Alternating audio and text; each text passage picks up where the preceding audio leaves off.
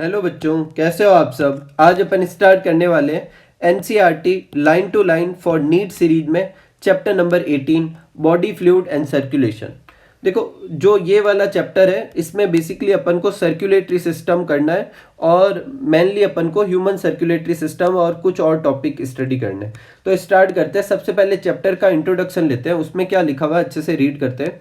यहाँ लिखा हुआ है कि all living cells have to be provide nutrients, O2 and other essential substance. मतलब कोई भी सेल है, चाहे ये एक सिंगल सेल ऑर्गेनिज्म की सेल है या मल्टी सेलुलर ऑर्गेनिज्म की सेल है, इसे कुछ चीज़ें तो आपको प्रोवाइड करनी पड़ेगी। न्यूट्रिएंट्स प्रोवाइड करने पड़ेंगे, O2 प्रोवाइड करने पड़ेंगे और अदर एसेंशियल सब्सटेंस प्रोवाइड करने पड़ेंगे।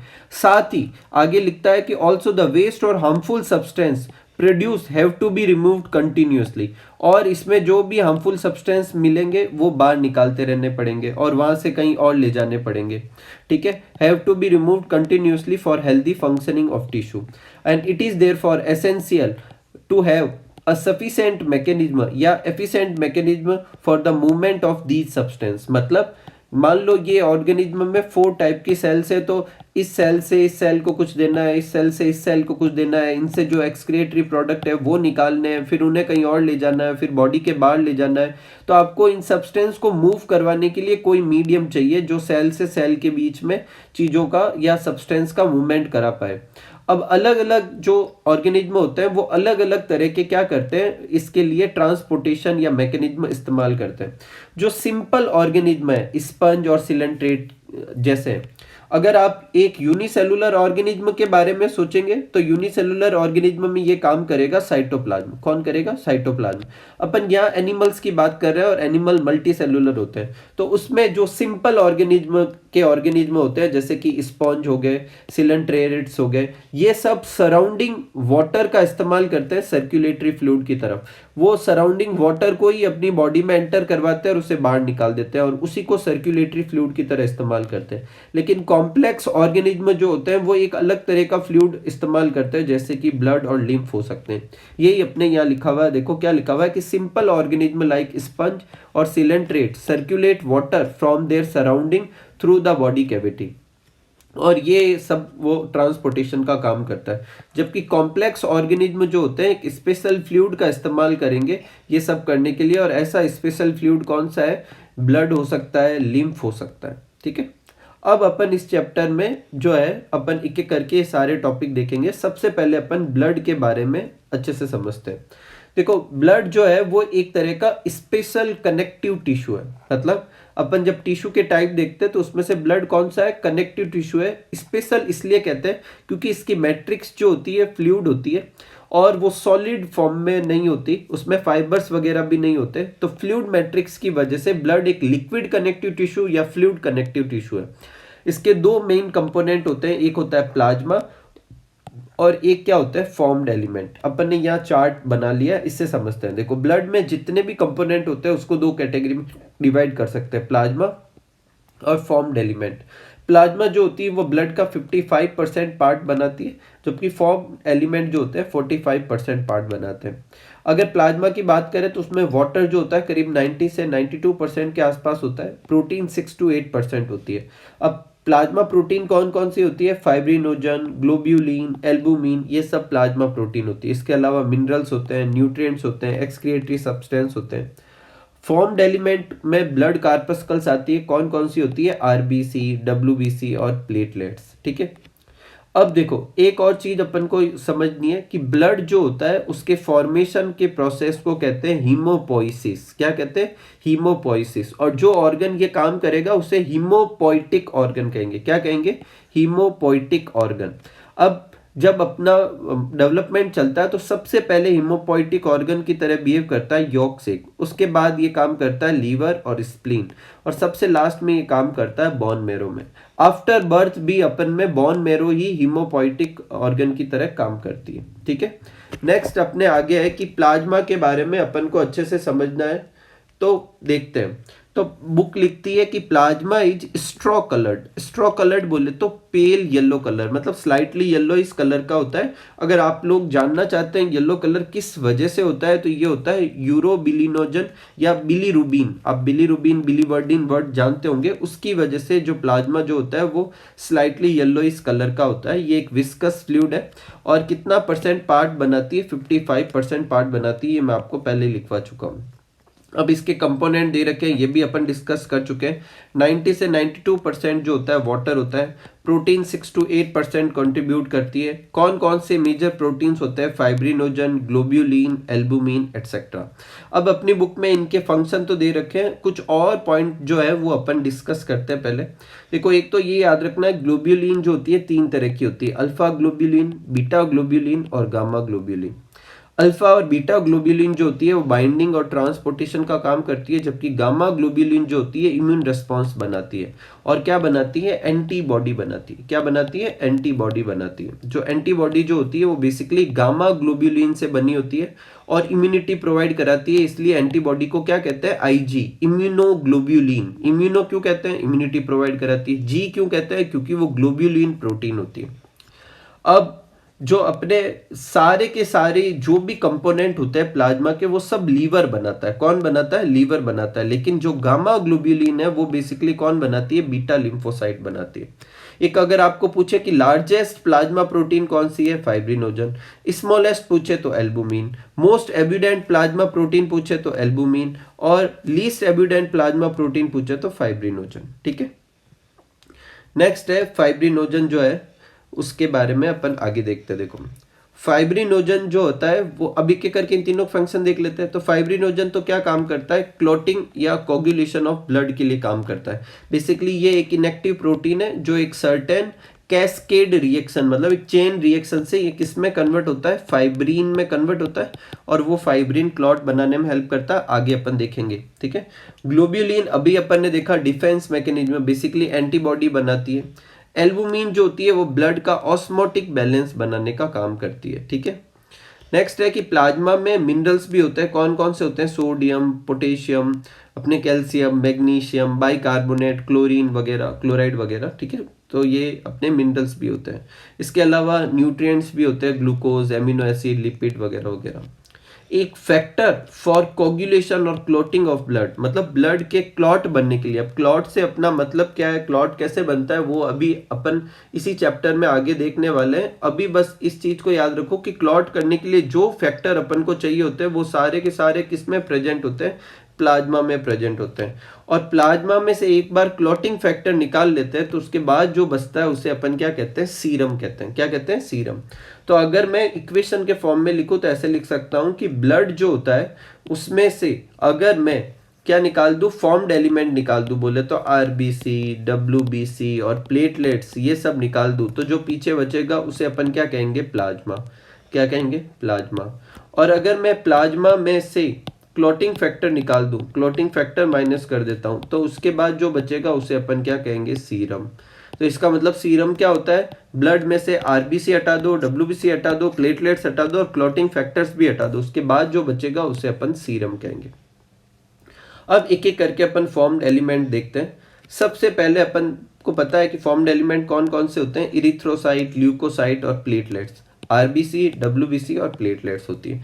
ये मिलकर कितना परसेंट पार्ट बनाती है, 45% पार्ट बनाती है। अब सबसे पहले लेते हैं इरिथ्रोसाइट। इरिथ्रो मतलब रेड और साइट का मतलब सेल, मतलब ऐसी सेल जो रेड कलर की होती है उसे अपन इरिथ्रोसाइट कहते हैं, इसे आरबीसी भी कहते हैं, आप सब जानते हो।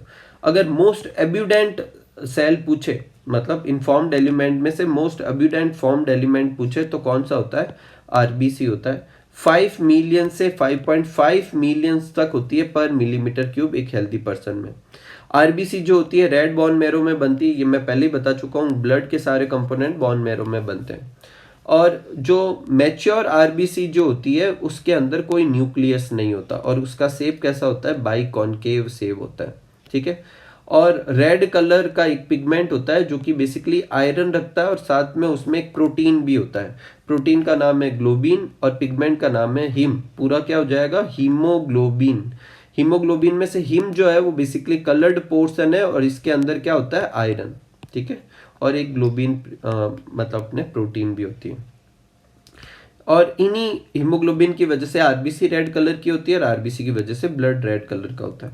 एक हेल्दी पर्सन में 100 ml ब्लड पर कितना होता है? 12 to 16 ग्राम हीमोग्लोबिन होता है।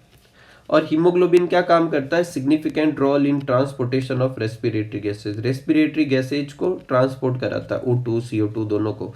O2 को तो करवाता है, अपन सब जानते हैं, CO2 को भी करवाता है, अपन ने रेस्पिरेशन वाले चैप्टर में देखा था।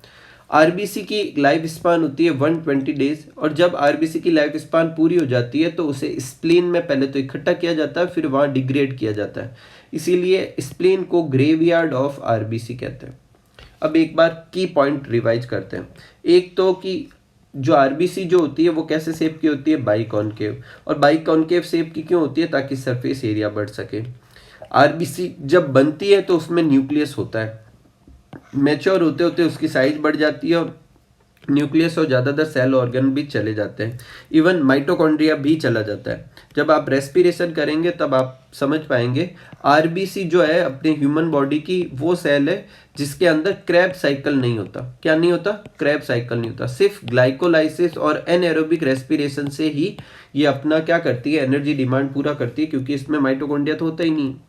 आरबीसी का मैच्योर होने के लिए कौन कौन सी चीज़ों की ज़रूरत है? ये कुछ एडिशनल इन्फॉर्मेशन है, याद रखें। एक तो विटामिन B12 चाहिए होता है और एक फॉलिक एसिड चाहिए होता है। आयरन भी चाहिए होता है, आयरन तो वैसे भी चाहिए होता है। अगर विटामिन B12 की कमी हो जाएगी तो आरबीसी मैच्योर नहीं हो पाएगी और इसे कहते हैं पर्नीशियस एनीमिया। आपके 12th की केमिस्ट्री की बुक में डिजीज दे रखी है। और वैसे ही फॉलिक एसिड की भी कमी होगी तो अभी आरबीसी मैच्योर नहीं हो पाती। आरबीसी का ब्रेकडाउन का होता है? स्प्लीन में होता है। और इसमें क्या होता है? हिम जो होगा उस पिगमेंट में से पोरफायरिन जो होता है उसको किसमें? बाइल पिगमेंट में कन्वर्ट कर दिया जाता है। हिम में से जो आयरन होगा वो और ग्लोबिन प्रोटीन का जो भी काम की चीजें हैं वो लीवर निकाल लेगा और अपने अंदर स्टोर कर लेगा। नेक्स्ट है अपने ल्यूकोसाइट। ल्यूकोसाइट किसे कहते हैं? WBC। आपको पूछे ये कलरलेस क्यों है? वाइट ब्लड सेल का मतलब वाइट नहीं होती, कलरलेस होती। अगर ये पूछे कि कलरलेस क्यों है तो क्योंकि उसमें हीमोग्लोबिन नहीं होता। ये न्यूक्लियोटाइड होते हैं और अगर आपको थोड़ा ध्यान दोगे तो ये ओनली न्यूक्लियोटाइड सेल होती है ब्लड के अंदर। देखो ब्लड के अंदर 3 तरह की चीजें होती है, आरबीसी, WBC और प्लेटलेट्स। प्लेटलेट्स एक सेल के टुकड़े से बनती है तो ऑब्वियस थिंग है उनमें न्यूक्लियस होने वाला नहीं। आरबीसी मैच्योर होते होते उसके भी न्यूक्लियस क्या हो जाता है? डीजनरेट हो जाता है, मतलब उसमें भी न्यूक्लियस होता नहीं है। जो मैच्योर आरबीसी होती है वो बिना न्यूक्लियस की होती है। तो इसका मतलब एकमात्र ब्लड कॉर्पस्कल्स है जिसमें न्यूक्लियस होता है, वो कौन सी होती है? WBC। इसके नंबर काफी कम है, पर मिलीमीटर क्यूब में सिर्फ कितनी होती है? 6000 to 8000। अगर आप याद रखना चाहें तो रेशियो याद रख सकते हैं। आरबीसी और WBC का जो रेशियो होता है वो 600:1 होता है। ठीक है। आरबीसी 2 तरह की होती है कि उनके अंदर ग्रेन्यूल्स है या नहीं है उसके बेसिस पर। तो WBC तो WBC 2 तरह की कौन कौन सी होती है? एक अपने होती है लिम्फोसाइट और एक होती है एक ग्रेन्युलोसाइट और एक होती है ग्रेन्युलोसाइट। एक ग्रेन्युलोसाइट वो होगी जिसके साइटोप्लाज्म में ग्रेन्यूल्स नहीं होंगे और जिसके साइटोप्लाज्म में ग्रेन्यूल होंगे उन्हें ग्रेन्युलोसाइट कह देंगे। अब ग्रेन्युलोसाइट खुद 3 तरह की होती है, न्यूट्रोफिल्स, इओसिनोफिल्स और बेसोफिल्स। इनके नाम जो है इन्हें स्टेन किससे कर सकते हैं उसके बेसिस पर दिया जाता है। देखो ग्रेन्युलोसाइट में ग्रेन्यूल होने की वजह से इन्हें स्टेन किया जा सकता है और स्टेन करने के लिए एसिडिक डाई इओसिन का इस्तेमाल करते हैं, उन्हें कहते हैं इओसिनोफिल्स। बेसिक डाई से स्टेन होते हैं उन्हें बेसोफिल्स, जो दोनों से हो जाते हैं उन्हें न्यूट्रोफिल्स। एक ग्रेन्युलोसाइट 2 तरह के होते हैं, लिम्फोसाइट और मोनोसाइट।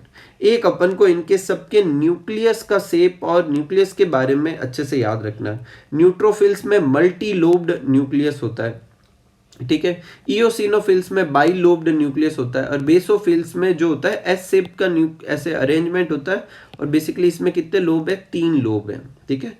क्योंकि न्यूट्रोफिल्स में मल्टी लोब न्यूक्लियस होता है और उसका शेप चेंज होता रहता है, इसलिए न्यूट्रोफिल्स को कहते हैं पॉलीमॉर्फो न्यूक्लियर ल्यूकोसाइट।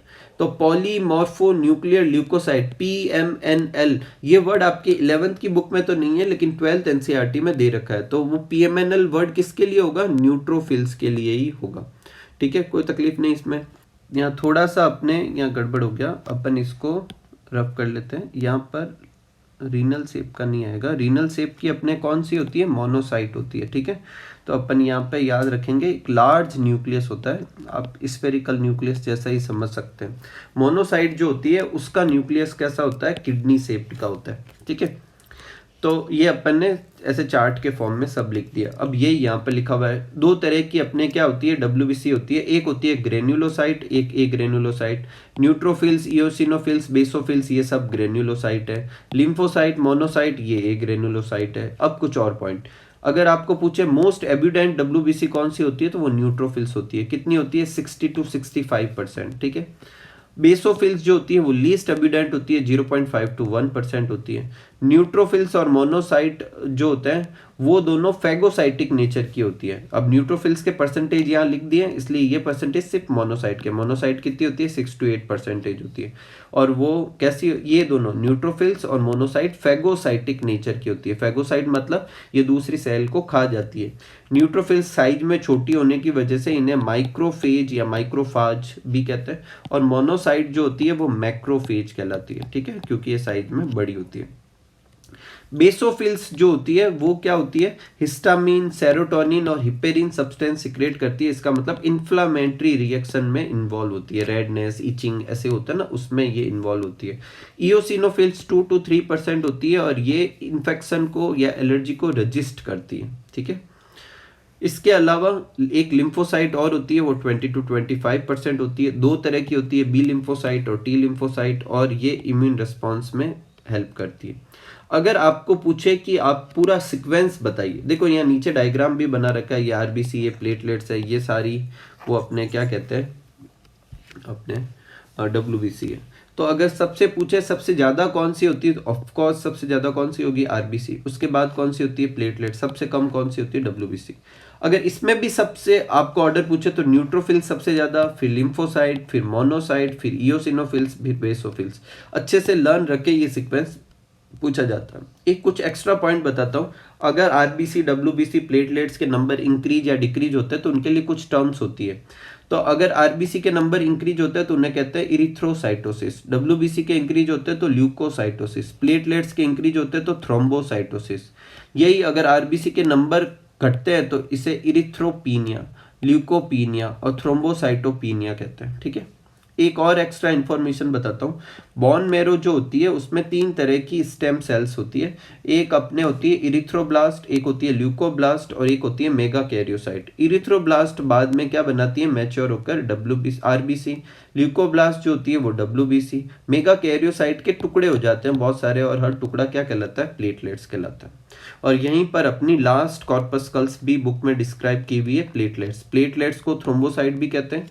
ये सेल फ्रेगमेंट्स है, सेल नहीं है, सेल फ्रेगमेंट्स है। और किस सेल से बनती है, मेगा कैरियोसाइट के सेल फ्रेगमेंट से बनती है। और बुक में लिखा हुआ है कि ये स्पेशल सेल होती है बोन मैरो में। मैंने बता दिया, बोन मैरो में 3 तरह की सेल होती है अपने, इरिथ्रोब्लास्ट आरबीसी के लिए, ल्यूकोब्लास्ट डब्ल्यूबीसी के लिए, मेगा कैरियोसाइट प्लेटलेट्स के लिए। प्लेटलेट्स के नंबर क्या होते हैं, ये करीब 1.5 लाख से 3.5 लाख होती है पर मिलीमीटर क्यूब प्लेटलेट्स होती है। अगर इनके नंबर को अपन कंपेयर करें तो आरबीसी से ये कम है लेकिन डब्ल्यूबीसी से ज़्यादा है, ठीक है। तो क्या सीक्वेंस हो जाएगा, आरबीसी सबसे ज़्यादा, फिर प्लेटलेट्स और फिर डब्ल्यूबीसी।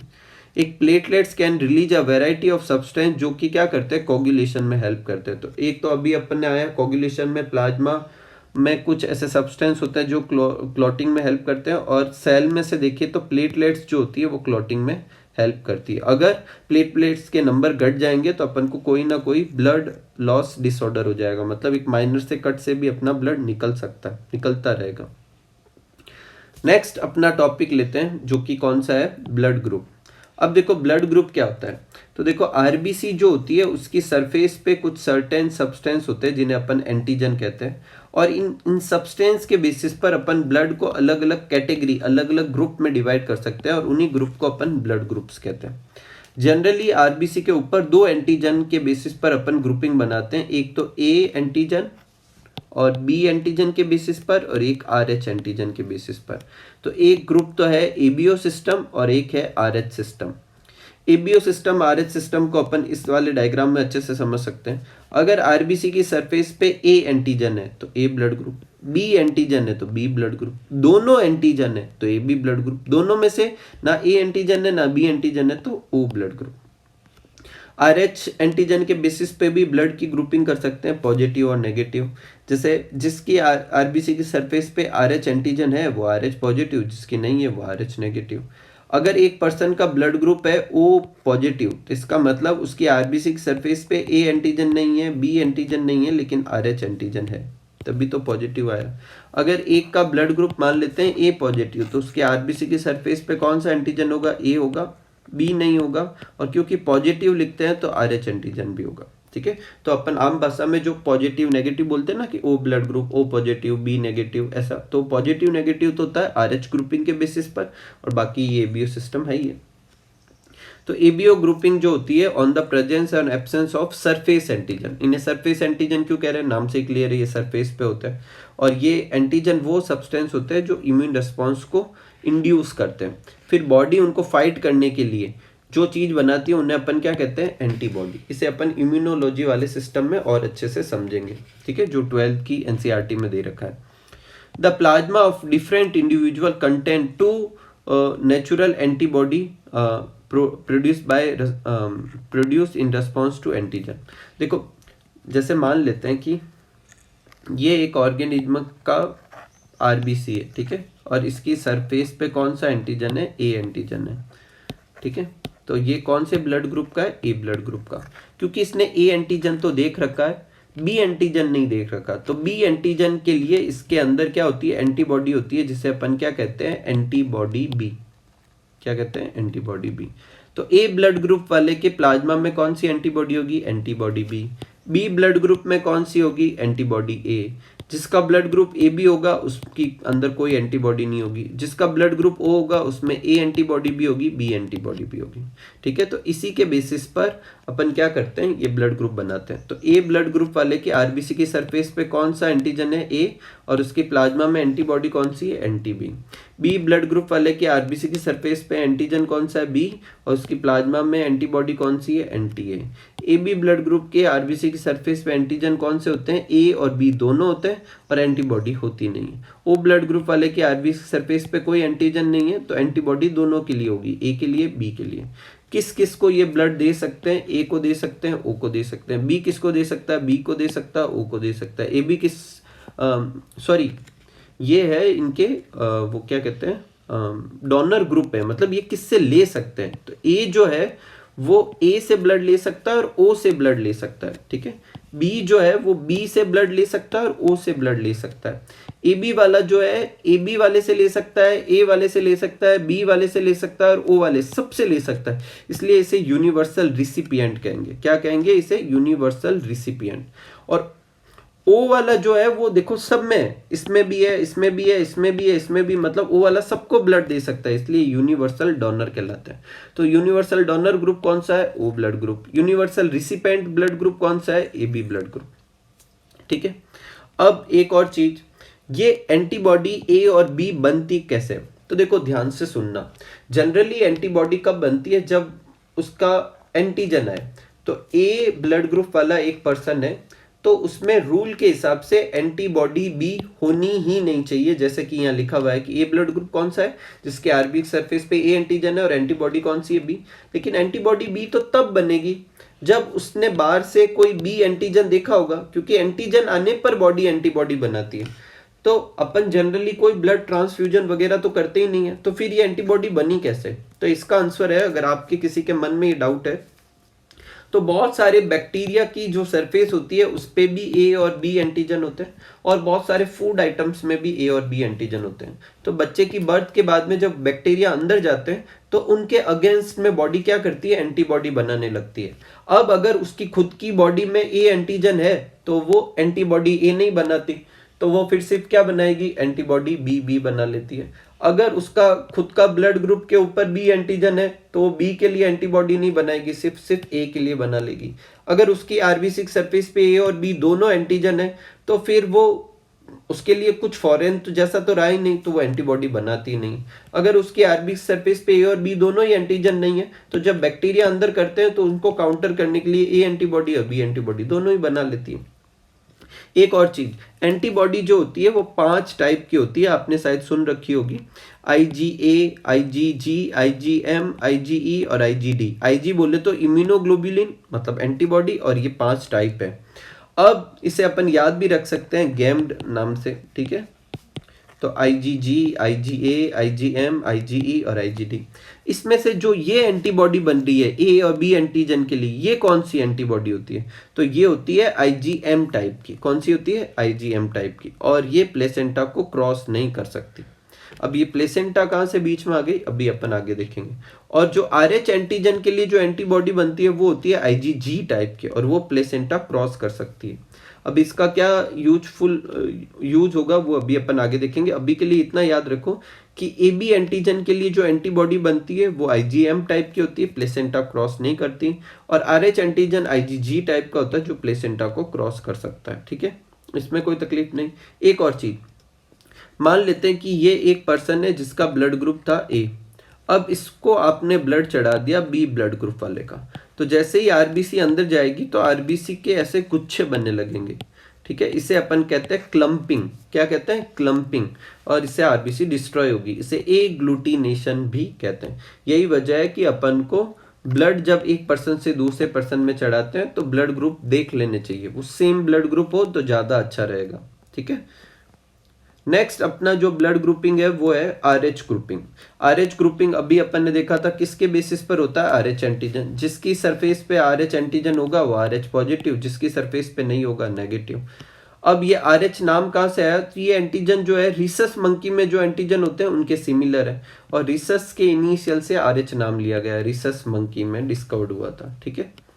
करीब 80% जो पॉपुलेशन होती है वो RH पॉजिटिव होती है, और कुछ ही पॉपुलेशन मतलब जो रिमेनिंग पॉपुलेशन है वो RH नेगेटिव होती है। RH पॉजिटिव कौन सी होगी? जिसकी सरफेस पे RH एंटीजन होगा। RH नेगेटिव कौन सा होता है? जिसकी सरफेस पे RH नेगेटिव नहीं होगा। ए और बी एंटीजन के जैसे RH एंटीजन बैक्टीरिया वगैरह में नहीं होते। इसी वजह से एक RH पॉजिटिव वाला जो पर्सन है उसके अंदर तो वैसे भी एंटीबॉडी नहीं होनी चाहिए थी। किसके लिए? RH एंटीजन के लिए, क्योंकि वो उसके अंदर खुद के अंदर है RH एंटीजन। लेकिन एक RH नेगेटिव वाले पर्सन जिसमें RH एंटीबॉडी नहीं है, सॉरी एंटीजन नहीं है, उसके अंदर एंटीबॉडी भी नहीं होगी, क्योंकि इसके अंदर एंटीबॉडी तभी बनेगी जब इसको कोई ना कोई RH पॉजिटिव ब्लड आएगा। यही रूल एबीओ ब्लड ग्रुप पे भी लगना चाहिए था, लेकिन एबीओ ब्लड ग्रुप में पहले से एंटीबॉडी कहां से बन जाती है? क्योंकि वैसे एंटीजन बैक्टीरिया पे भी होते हैं, लेकिन इधर पहले से कोई एंटीबॉडी नहीं होती। ये आप चीज याद रखना, ठीक है। अब देखो एक अपने स्पेशल केस है इरिथ्रोब्लास्टोफोइटिलिस। ये बेसिकली RH इनकम्पेटिबिलिटी का केस है प्रेगनेंसी के केस में। अब देखो अगर मदर का ब्लड ग्रुप किसी भी चीज के लिए पॉजिटिव हो, मतलब RH पॉजिटिव है, फादर भी RH पॉजिटिव है, ऑब्वियस थिंग है फीटस भी RH पॉजिटिव होगा, कोई प्रॉब्लम नहीं। Mother RH negative, father RH negative, बच्चा भी RH नेगेटिव होगा, कोई प्रॉब्लम नहीं। मदर RH पॉजिटिव है, फादर RH नेगेटिव है, तो बच्चा भी RH पॉजिटिव होगा, और बच्चे को तो माँ के अंदर ही डेवलप होना है, तो पॉजिटिव पॉजिटिव सेम ही है, तो कोई प्रॉब्लम नहीं। Mother RH negative, father RH positive, और बच्चा भी अगर RH पॉजिटिव हो जाए और ये बच्चा किसके अंदर डेवलप होगा? RH नेगेटिव मदर के अंदर, तो कुछ कॉम्प्लिकेशन हो सकती है। उसी कॉम्प्लिकेशन को अपन को अच्छे से समझना है, उसे अपन कहते हैं इरिथ्रोब्लास्टोफिटिलिस। अब इस चीज को अच्छे से समझना। सपोज करो कि ये वाला अपन बना देते हैं, ये चीज है प्लेसेंटा, ठीक है। ये वाली साइड अपन मान लेते हैं फीटस की है, और ये वाली साइड मदर की मान लेते हैं, और ये फीटस की आरबीसी और उसके ऊपर RH एंटीजन, इसका मतलब वो कौन सी है? RH positive.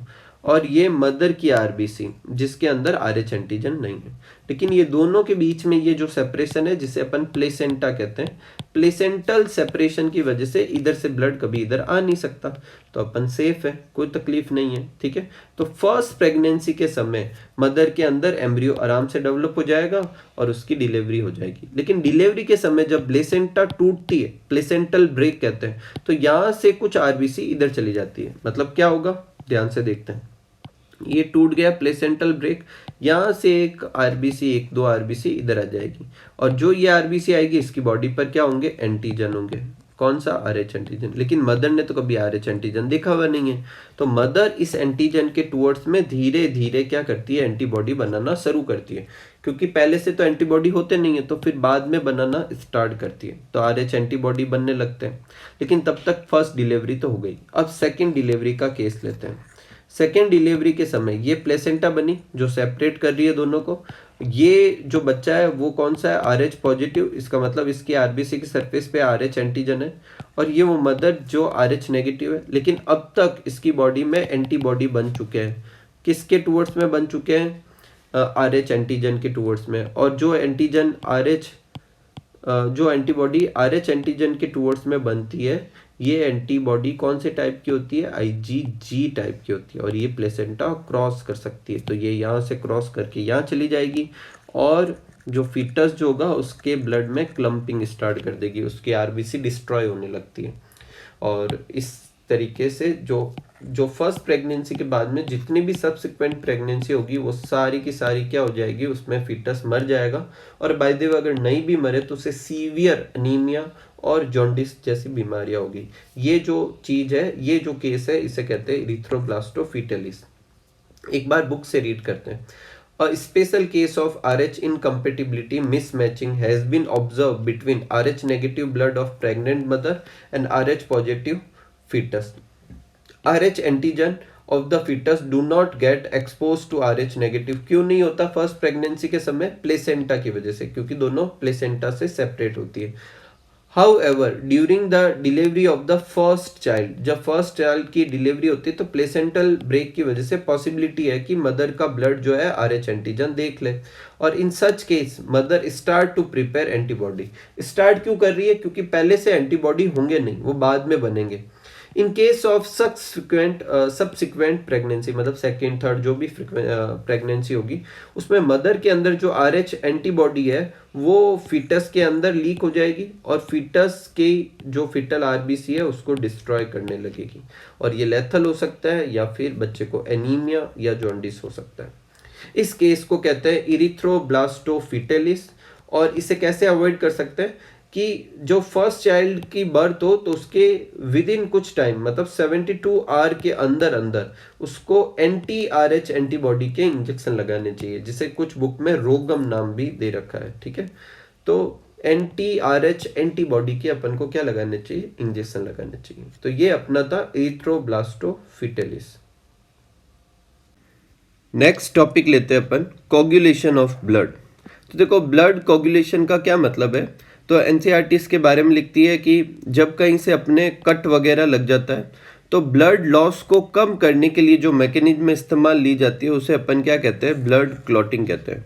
जैसे मान लो ये कोई ब्लड वेसल से ये रप्चर हो गई तो इधर से ब्लड निकलने लगेगा और धीरे धीरे काफ़ी ब्लड लॉस हो जाएगा। तो इस ब्लड लॉस को रोकने के लिए और बाहर से कोई बैक्टीरिया वगैरह या पैथोजन अंदर ना चला जाए, इसे रोकने के लिए यहाँ पर एक प्रिवेंशन मैकेनिज्म इस्तेमाल में ली जाती है। यहाँ पर एक चीज़ बनती है जिसे अपन क्या कहते हैं, ब्लड क्लॉट।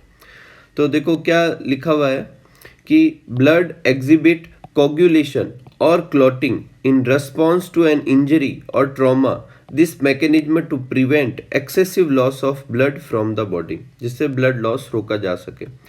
अब क्लॉट खुद क्या होता है उसके बारे में एनसीईआरटी लिखती है, क्लॉट या coagulum formed mainly form of network of thread, बहुत सारे थ्रेड का नेटवर्क होगा, मतलब ऐसा कुछ बन जाएगा। ठीक है, और ये नेटवर्क कौन सी प्रोटीन का होगा, फाइब्रिन। आपको याद हो तो अपन ने प्लाज्मा में प्रोटीन की थी फाइब्रिनोजन, उसका एक्टिव फॉर्म कौन सा होता है, फाइब्रिन। और in which dead and damage elements of blood are trapped, और इसके बीच में आरबीसी, डब्ल्यूबीसी वगैरह, प्लेटलेट्स वगैरह ये सब इकट्ठे हो जाएंगे। तो ये जो पूरा स्ट्रक्चर बनेगा इसे क्या कहते हैं, क्लॉट कहेंगे। ठीक है, अब मैं पहले आपको क्लॉट समझाता हूँ, फिर अपन एनसीईआरटी लाइन टू लाइन समझते हैं। देखो ब्लड क्लॉट बनाने के लिए 13 फैक्टर्स चाहिए होते हैं।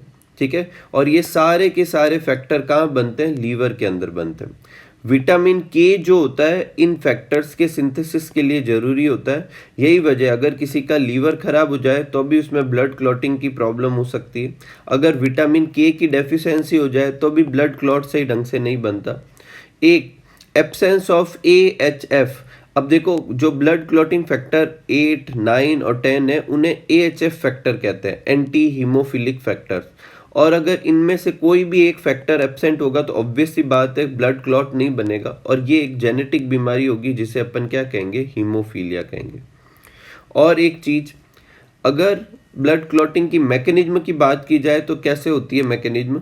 सबसे पहले जहाँ इंजरी होगी वहाँ प्लेटलेट्स जाकर, सपोज करो ये इंजरी की जगह है तो यहाँ प्लेटलेट्स जाकर एक टेम्पररी प्लग बनाएगी। टेम्पररी क्यों कह रहे हैं, क्योंकि ये थोड़ी देर के लिए ब्लड लॉस को रोक सकती है, तो एक टेम्पररी प्लग बनाती है। उसके बाद प्लेटलेट्स और इंजर्ड टिश्यू जो है वो एक सब्सटेंस सिक्रेट करते हैं जिसे कहते हैं थ्रोम्बोप्लास्टिन।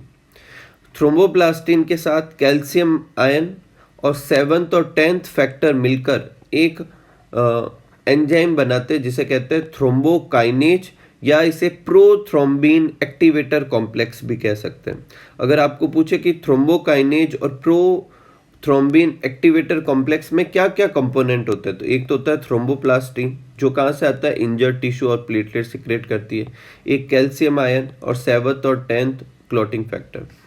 फिर ये थ्रोम्बोकाइनेज और प्रोथ्रोम्बिन एक्टिवेटर कॉम्प्लेक्स नाम से ही क्लियर है, प्रोथ्रोम्बिन को किस में कन्वर्ट करता है, थ्रोम्बिन को। प्रोथ्रोम्बिन इनएक्टिव फॉर्म होती है उसे थ्रोम्बिन में कन्वर्ट करता है। फिर थ्रोम्बिन खुद क्या करता है, फाइब्रिनोजन को फाइब्रिन में कन्वर्ट करता है। फाइब्रिनोजन एक सॉल्युबल फॉर्म होती है, फाइब्रिन इनसॉल्युबल होती है, और यही फाइब्रिन क्या करती है, वो नेटवर्क बनाती है। अभी अपन ने रीड किया था, ठीक है, एक नेटवर्क बना लेती है। और इसी नेटवर्क, ये नेटवर्क बनता किसके अराउंड है, टेम्पररी प्लग के अराउंड। मान लो कि ये पहले टेम्पररी प्लग बना था प्लेटलेट से, और इसके अराउंड में क्या बन जाता है, फाइब्रिन का एक नेटवर्क बन जाता है। अब जब यहाँ से ब्लड निकलना चाहेगा तो इसमें RBC WBC ट्रैप होकर ये पूरा एक कोगुलम या क्लॉट बन जाएगा। तो आगे क्या लिखा हुआ है, form a network of thread around a platelet plug, formed element trapped in it, और वही क्या बनता है, क्लॉट। अब NCERT उल्टी डायरेक्शन में से लिखती है। देखो क्या लिखा हुआ है, फाइब्रिन से स्टार्ट किया कि fibrin are formed by conversion of inactive fibrinogen into in plasma by enzyme thrombin. देखो कि फाइब्रिन जो है वो फाइब्रिनोजन से बनती है, और ये काम किससे होता है, थ्रोम्बिन से होता है, ठीक है। फिर लिखा हुआ है थ्रोम्बिन कहाँ से आएगा, thrombin in turn formed by another inactive substance in plasma called prothrombin, कि भाई थ्रोम्बिन जो है वो प्रोथ्रोम्बिन से आएगा। और an enzyme complex thrombokinase is required for it. देखो प्रोथ्रोम्बिन को थ्रोम्बिन में कन्वर्ट करने के लिए एक क्या चाहिए, थ्रोम्बोकाइनेज चाहिए। एंजाइम कॉम्प्लेक्स क्यों कह रहे हैं, इसमें बहुत सारी चीजें हैं, थ्रोम्बोप्लास्टिन, कैल्शियम आयन, 7th और 10th factor. This complex is formed by a series of linked enzymatic reaction, और ये थ्रोम्बोकाइनेज खुद भी एक सीरीज ऑफ रिएक्शन से बनता है।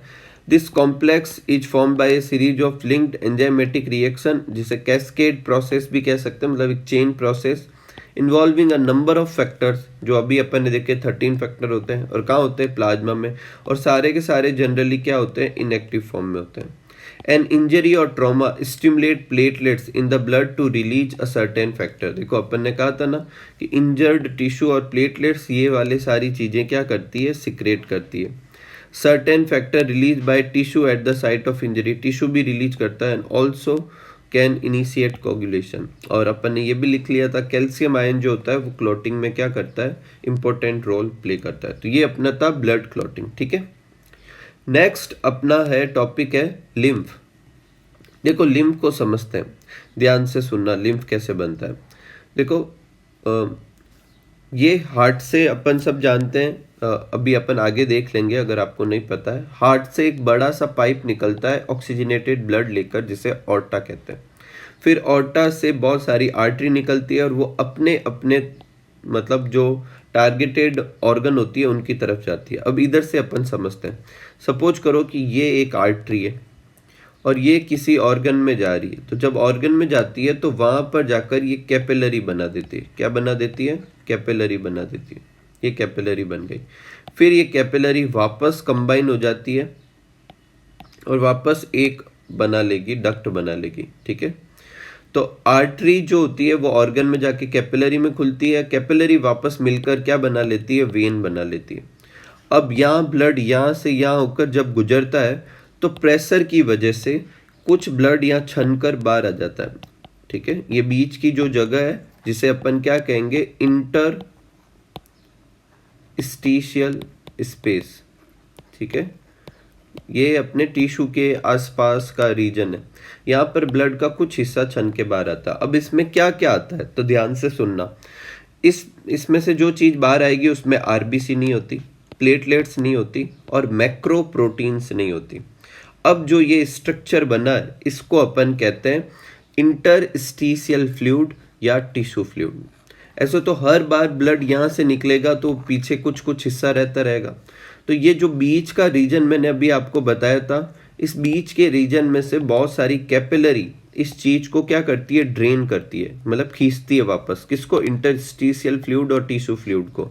और जब कैपिलरी में ये इंटरस्टिशियल फ्लूइड आ जाता है तो उसे ही अपन क्या कह देते हैं, लिम्फ। और इन कैपिलरी को लिम्फ कैपिलरी कहते हैं। ये लिम्फ कैपिलरी लिम्फ वेसल्स बनाती है और फिर फाइनली वापस कहाँ डाल देती है, इसे वेना केवा में। इस चार्ट से आप ये समझ सकते हैं। देखो, हार्ट से क्या बनता है, ऑर्टा निकलता है, ऑर्टा से आर्टरी आर्ट्रियोल में कन्वर्ट होती है, वो भी आप समझ सकते हैं। फिर कैपिलरी के समय, जब कैपिलरी से ब्लड निकलता है तो उस समय टिश्यू फ्लूइड बनता है और वो इंटरस्टिशियल डक्ट से होता हुआ किस में चला जाता है, लिम्फ कैपिलरी में। जब एक बार लिम्फ कैपिलरी में जाता है तो उसे अपन लिम्फ कहते हैं। फिर लिम्फ कैपिलरी कंबाइन होकर लिम्फेटिक वेसल्स बनाती है। फिर बॉडी की सारी लिम्फेटिक वेसल्स जो होती है दो, राइट और लेफ्ट लिम्फेटिक डक्ट में खुलती है। और राइट और लेफ्ट लिम्फेटिक डक्ट जो होती है, राइट लिम्फेटिक डक्ट राइट सब क्लेवियन वेन में खुलती है, लेफ्ट वाली लेफ्ट सब क्लेवियन वेन में खुलती है। और ये दोनों वापस किस में खुल जाती है, वेना केवा में, और वेना केवा हार्ट में। इस तरीके से ये जो पीछे जो बचा था फ्लूइड वो वापस आ जाता है। लेकिन इस वाले हिस्से में जो चीज़ फ्लो करती है उसे अपन ब्लड ना कह के क्या कहेंगे, लिम्फ। क्यों कहेंगे, अलग से नाम क्यों दिया, क्योंकि इसमें आरबीसी नहीं होती, ठीक है। और इसमें क्या नहीं होती, प्लेटलेट्स नहीं होती। और इसमें क्या नहीं होता, मैक्रो प्रोटीन्स नहीं होते, बड़े जो लार्जर प्रोटीन है वो नहीं होते। WBC इसमें होती है। तो अगर आपको पूछे कि फॉर्म्ड एलिमेंट में से लिम्फ में कौन सा होता है तो WBC। इवन लिम्फोसाइट के नंबर और ज़्यादा होते हैं लिम्फ के अंदर। तो लिम्फ जो है उसे अपन टिश्यू फ्लूइड और इंटरस्टिशियल फ्लूइड कह सकते हैं, कोई प्रॉब्लम नहीं है। ये एक मिडल मैन की तरह काम करता है ब्लड और टिश्यू के बीच में। अब ये एक चीज़ क्या है, ध्यान से सुनना। सपोज करो कि जब कैपिलरी में से ब्लड छनता है तो वो यहाँ पर आ गया, तो ये हो गया अपना लिम्फ, ठीक है। और ये था ब्लड जो कैपिलरी के अंदर है, और टिश्यू ये यहाँ पर है। तो देखो, ब्लड जो होता है खुद कभी टिश्यू के पास नहीं जाता, क्योंकि अपन क्लोज सर्कुलेटरी सिस्टम पढ़ रहे हैं। क्लोज सर्कुलेटरी सिस्टम में ब्लड कभी भी वेसल से बाहर नहीं आता। तो वेसल से बाहर क्या आता है, लिम्फ। और ये लिम्फ इनके चारों तरफ इकट्ठा होता है। हालांकि उस समय इसे इंटरस्टिशियल फ्लूइड कहते हैं। और जो भी चीज़ों का एक्सचेंज होना है वो किसके थ्रू होगा, इस इंटरस्टिशियल फ्लूइड या टिश्यू फ्लूइड के बीच में होगा। यही वजह है कि ब्लड से बनता है लिम्फ और लिम्फ से टिश्यू के बीच में होता है एक्सचेंज। इसी वजह से इसे मिडल मैन कह देते हैं। अब लिम्फ और ब्लड को अगर कंपेयर करें तो लिम्फ में आरबीसी नहीं होती। आरबीसी नहीं होने की वजह से कलरलेस होती है। मैक्रो प्रोटीन नहीं होती, हालांकि माइक्रो प्रोटीन एल्बुमिन वगैरह होती है इसमें। प्लेटलेट्स इसमें एब्सेंट होती है। तो ब्लड में से आरबीसी और प्लेटलेट्स और मैक्रो प्रोटीन निकालने के बाद जो बचता है उसे लिम्फ कहते हैं। लिम्फ का हालांकि मिनरल डिस्ट्रीब्यूशन सेम होता है जो कि ब्लड का होता है, और इसमें लिम्फोसाइट होती है और लिम्फोसाइट के नंबर काफ़ी ज़्यादा होते हैं, ठीक है। और इसी वजह से लिम्फ इम्यून रिस्पॉन्स भी करवा सकती है। अब अपन एनसीईआरटी पढ़ते हैं। देखो क्या लिखा हुआ है, blood pass through capillary. Blood जब कैपिलरी से पास होता है in tissue, some water along with many small water soluble substance move out into space between the cell of tissue, बीच की जगह पर आ जाएगा। लिविंग द लार्जर प्रोटीन, क्या नहीं आएगा, लार्जर प्रोटीन नहीं आएगा। Most of the formed element, most of the formed element क्यों बोल रहा है, क्योंकि आरबीसी नहीं आएगी, और सबसे ज़्यादा तो आरबीसी होती है। प्लेटलेट्स भी नहीं आएगी। सेकंड मोस्ट क्या होती है, प्लेटलेट्स, वो भी नहीं आएगी। सिर्फ WBC का कुछ हिस्सा जो होता है इसमें होता है। तो पीछे क्या क्या बच जाएगा, आरबीसी नहीं जाएगी, प्लेटलेट नहीं जाएगी, और मैक्रो प्रोटीन्स नहीं जाएंगे। This fluid release out is called interstitial fluid, और इसे टिश्यू फ्लूइड कहते हैं। और जो भी एक्सचेंज होना है इसी फ्लूइड के थ्रू होगा, फिर देखो क्या लिखा हुआ है, एक network of vessels called lymphatic system. जो मैंने ये अभी आपको नीचे यहाँ से ये समझाया था, ये पूरा लिम्फेटिक सिस्टम में आ गया। तो लिम्फेटिक सिस्टम जो होता है, collect this fluid and drain it back into major vein. देखो मेजर वेन वेना केवा में डाल देता है। The fluid present in lymphatic system, उसे लिम्फ कहते हैं। हालांकि ये है इंटरस्टिशियल फ्लूइड और टिश्यू फ्लूइड ही, लेकिन इसे ही जब ये लिम्फेटिक सिस्टम में होगा, इसी फ्लूइड को क्या कह देंगे अपन, लिम्फ कह देंगे। लिम्फ इज कलरलेस, अपन समझ चुके हैं। इसमें लिम्फोसाइट होती है, इस वजह से ये इम्यून रिस्पॉन्स भी देती है। Lymph is also important carrier for nutrient and hormone. Specially fat जो होती है वो एब्जॉर्ब होती है। अगर डाइजेस्टिव सिस्टम का डायग्राम देखेंगे तो डाइजेस्टिव सिस्टम में आप सब जानते हो ऐसे फिंगर लाइक प्रोजेक्शन होते हैं जिन्हें अपन माइक्रोविली कहते हैं। उसके ठीक बीच में एक बड़ी सी लैक्टियल होती है। क्या होती है, लैक्टियल। और लैक्टियल एक तरह की लिम्फ कैपिलरी समझ लो। और जो अपने क्या कहते हैं फैट और जो कार्बोहाइड्रेट वगैरह वो ब्लड के थ्रू एब्जॉर्ब होती है और उसी से ट्रांसपोर्ट होती है, लेकिन जो फैट होती है वो लिम्फ के थ्रू एब्जॉर्ब होती है। देखो यहाँ लिखा हुआ है, fat are absorb through lymph in lacteal present in interstitial villi. ठीक है, तो ये अपने किसके बारे में था, लिम्फ के बारे में।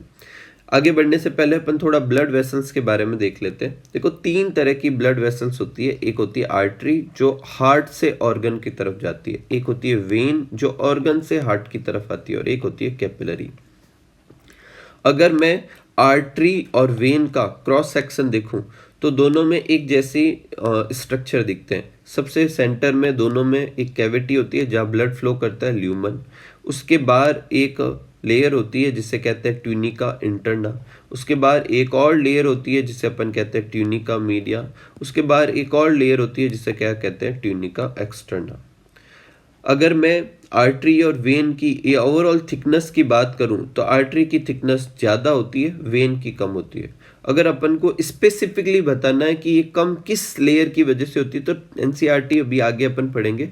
ट्यूनिका मीडिया जो होती है वो आर्टरी के कंपेयर में देखो कैसी होती है, थिन होती है। और वॉल थिन होने से क्या होगा कि अंदर का ल्यूमन जो होगा वो वेन के केस में क्या हो जाएगा, वाइड होगा। आर्टरी के केस में क्या होगा, नैरो होगा।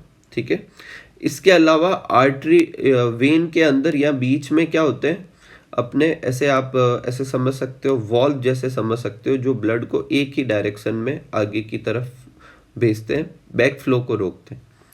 तीसरी होती है कैपिलरी। कैपिलरी कैसे बनती है, आर्टरी जब ऑर्गन में जाती है तो वो फाइन ब्रांचेज बना लेती है जिसे कैपिलरी कहते हैं, वापस ये ब्रांचेज मिलकर वेन बनाती है। कैपिलरी जो होती है उसमें ना तो ट्यूनिका एक्सटर्ना होती है ना ट्यूनिका मीडिया होती है, सिर्फ क्या होती है, ट्यूनिका इंटरना होती है। देखो यहाँ इंटरना की स्पेलिंग थोड़ी सी गड़बड़ है, या ENTERNA कर लेना। ठीक है, तो ट्यूनिका इंटरना जो होती है उसे ही एंडोथीलियम कहते हैं कैपिलरी के केस में। और कैपिलरी में सिर्फ और सिर्फ ट्यूनिका इंटरना ही होती है, ना ट्यूनिका एक्सटर्ना होती है ना ट्यूनिका मीडिया होती है। यही वजह है कैपिलरी की वॉल कैसी होती है, थिन। और यही वजह है कि जब ब्लड कैपिलरी से होकर गुजरता है तो थिन वॉल के कारण कुछ चीज़ें बाहर आ जाती है। बात समझ में आ रही है आपको। तो ब्लड वेसल्स जो होती है वो 3 होती है। कौन कौन सी होती है, आर्टरी, वेन एंड कैपिलरीज। ठीक है,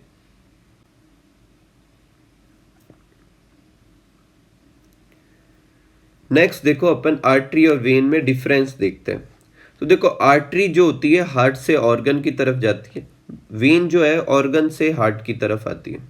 आर्टरी में जनरली ऑक्सीजनेटेड ब्लड होता है, हालांकि एक एक्सेप्शन है, पल्मोनरी आर्टरी। वेन में कैसा होता है, डीऑक्सीजनेटेड ब्लड, एक एक्सेप्शन होता है, पल्मोनरी वेन। और ये एक्सेप्शन किसकी वजह से है, क्योंकि लंग्स एक ऐसा ऑर्गन है जो अपनी तरफ से ऑक्सीजनेटेड ब्लड भेजता है और लेता कैसा है, डीऑक्सीजनेटेड, क्योंकि यही तो डीऑक्सीजनेटेड ऑक्सीजनेटेड में कन्वर्ट होगा।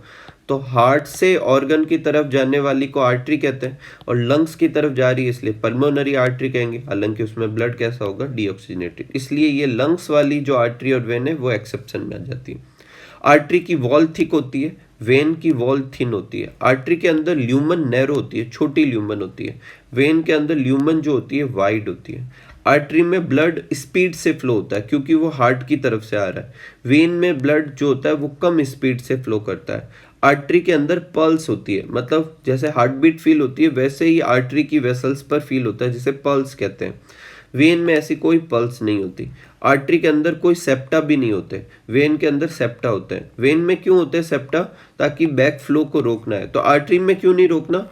आर्टरी का ब्लड आता है हार्ट की तरफ से, तो वो बहुत प्रेशर से आगे की तरफ जाता है और इस वजह से, उस प्रेशर की वजह से बैक फ्लो कभी होता ही नहीं। लेकिन वेन में हो सकता है, इसलिए उसे रोकने के लिए वेन में सेप्टा होते हैं। आर्टरी एक सेफ्टी मेजर के हिसाब से बॉडी में जनरली डीप इनसाइड होती है, जबकि वेन जनरली सरफेस पे होती है। ठीक है, नेक्स्ट है अपनी बुक का जो टॉपिक है वो है सर्कुलेटरी पाथ।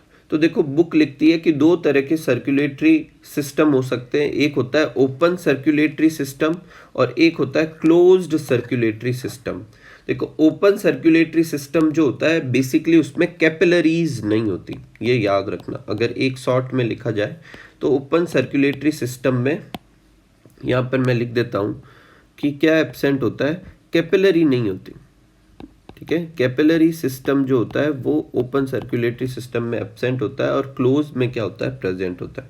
अब कैपिलरी नहीं होने की वजह से क्या होगा, एक सर्टेन जगह पर ब्लड जो होगा वेसल से बाहर आ जाएगा और सारे ऑर्गन के चारों तरफ इकट्ठा हो जाएगा, उस पूरे ऐसे को मतलब एक पूरा एक ओपन कैविटी में आ जाएगा। तो यहाँ क्या लिखा हुआ है देखो कि ओपन सर्कुलेटरी सिस्टम जो कि आर्थ्रोपोडा और मोलस्का में होता है, in which blood pump by the heart pass through large vessels into open space और बॉडी कैविटी, और इस ओपन स्पेस को साइनस कहते हैं। ठीक है, तो यहाँ पर मतलब बाहर आ जाएगा।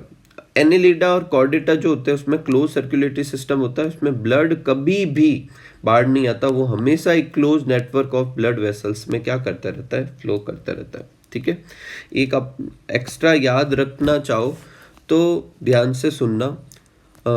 यहाँ पर जो ऑप्शन दे मतलब एग्जाम्पल दे रखे हैं आर्थ्रोपोडा और मोलस्का। मोलस्का का एक मेंबर जो होता है उसमें क्लोज सर्कुलेटरी सिस्टम होता है जिसे कहते हैं सिफेलोपोड्स। ठीक है, तो सिफेलोपोड्स जो होते हैं उनमें ये वैसे मोलस्का का है, इसमें क्लोज सर्कुलेटरी सिस्टम होता है। और कॉर्डेटा में से भी एक चीज आती है जिसे कहते हैं ट्यूनिकेट्स। ट्यूनिकेट्स में बेसिकली ओपन सर्कुलेटरी सिस्टम होता है।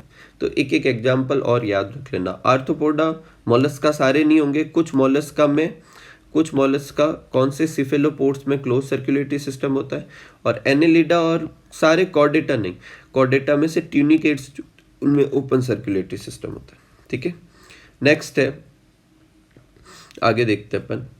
नेक्स्ट है कि all vertebrates have muscular chamber of heart. मतलब सारे वर्टिब्रेट्स में क्या होता है, मस्क्यूलर चैम्बर होता है, हार्ट होता है, मतलब हार्ट के अंदर चैम्बर होंगे।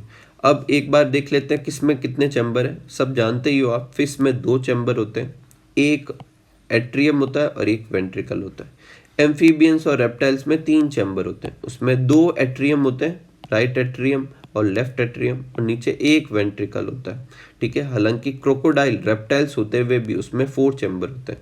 तो क्रोकोडाइल, बर्ड्स और मैमल्स में टोटल कितने चैम्बर होते हैं, 4 चैम्बर होते हैं, right atrium, left atrium, right ventricle, left ventricle. ठीक है, तो फिश में 2 चैम्बर, एम्फीबियंस और रेप्टाइल्स में 3 चैम्बर, लेकिन क्रोकोडाइल और बर्ड्स और मैमल्स में 4 चैम्बर होंगे। ठीक है, क्रोकोडाइल को याद रखें, एक रेप्टाइल्स होते हुए भी उसमें 4 चैम्बर होते हैं।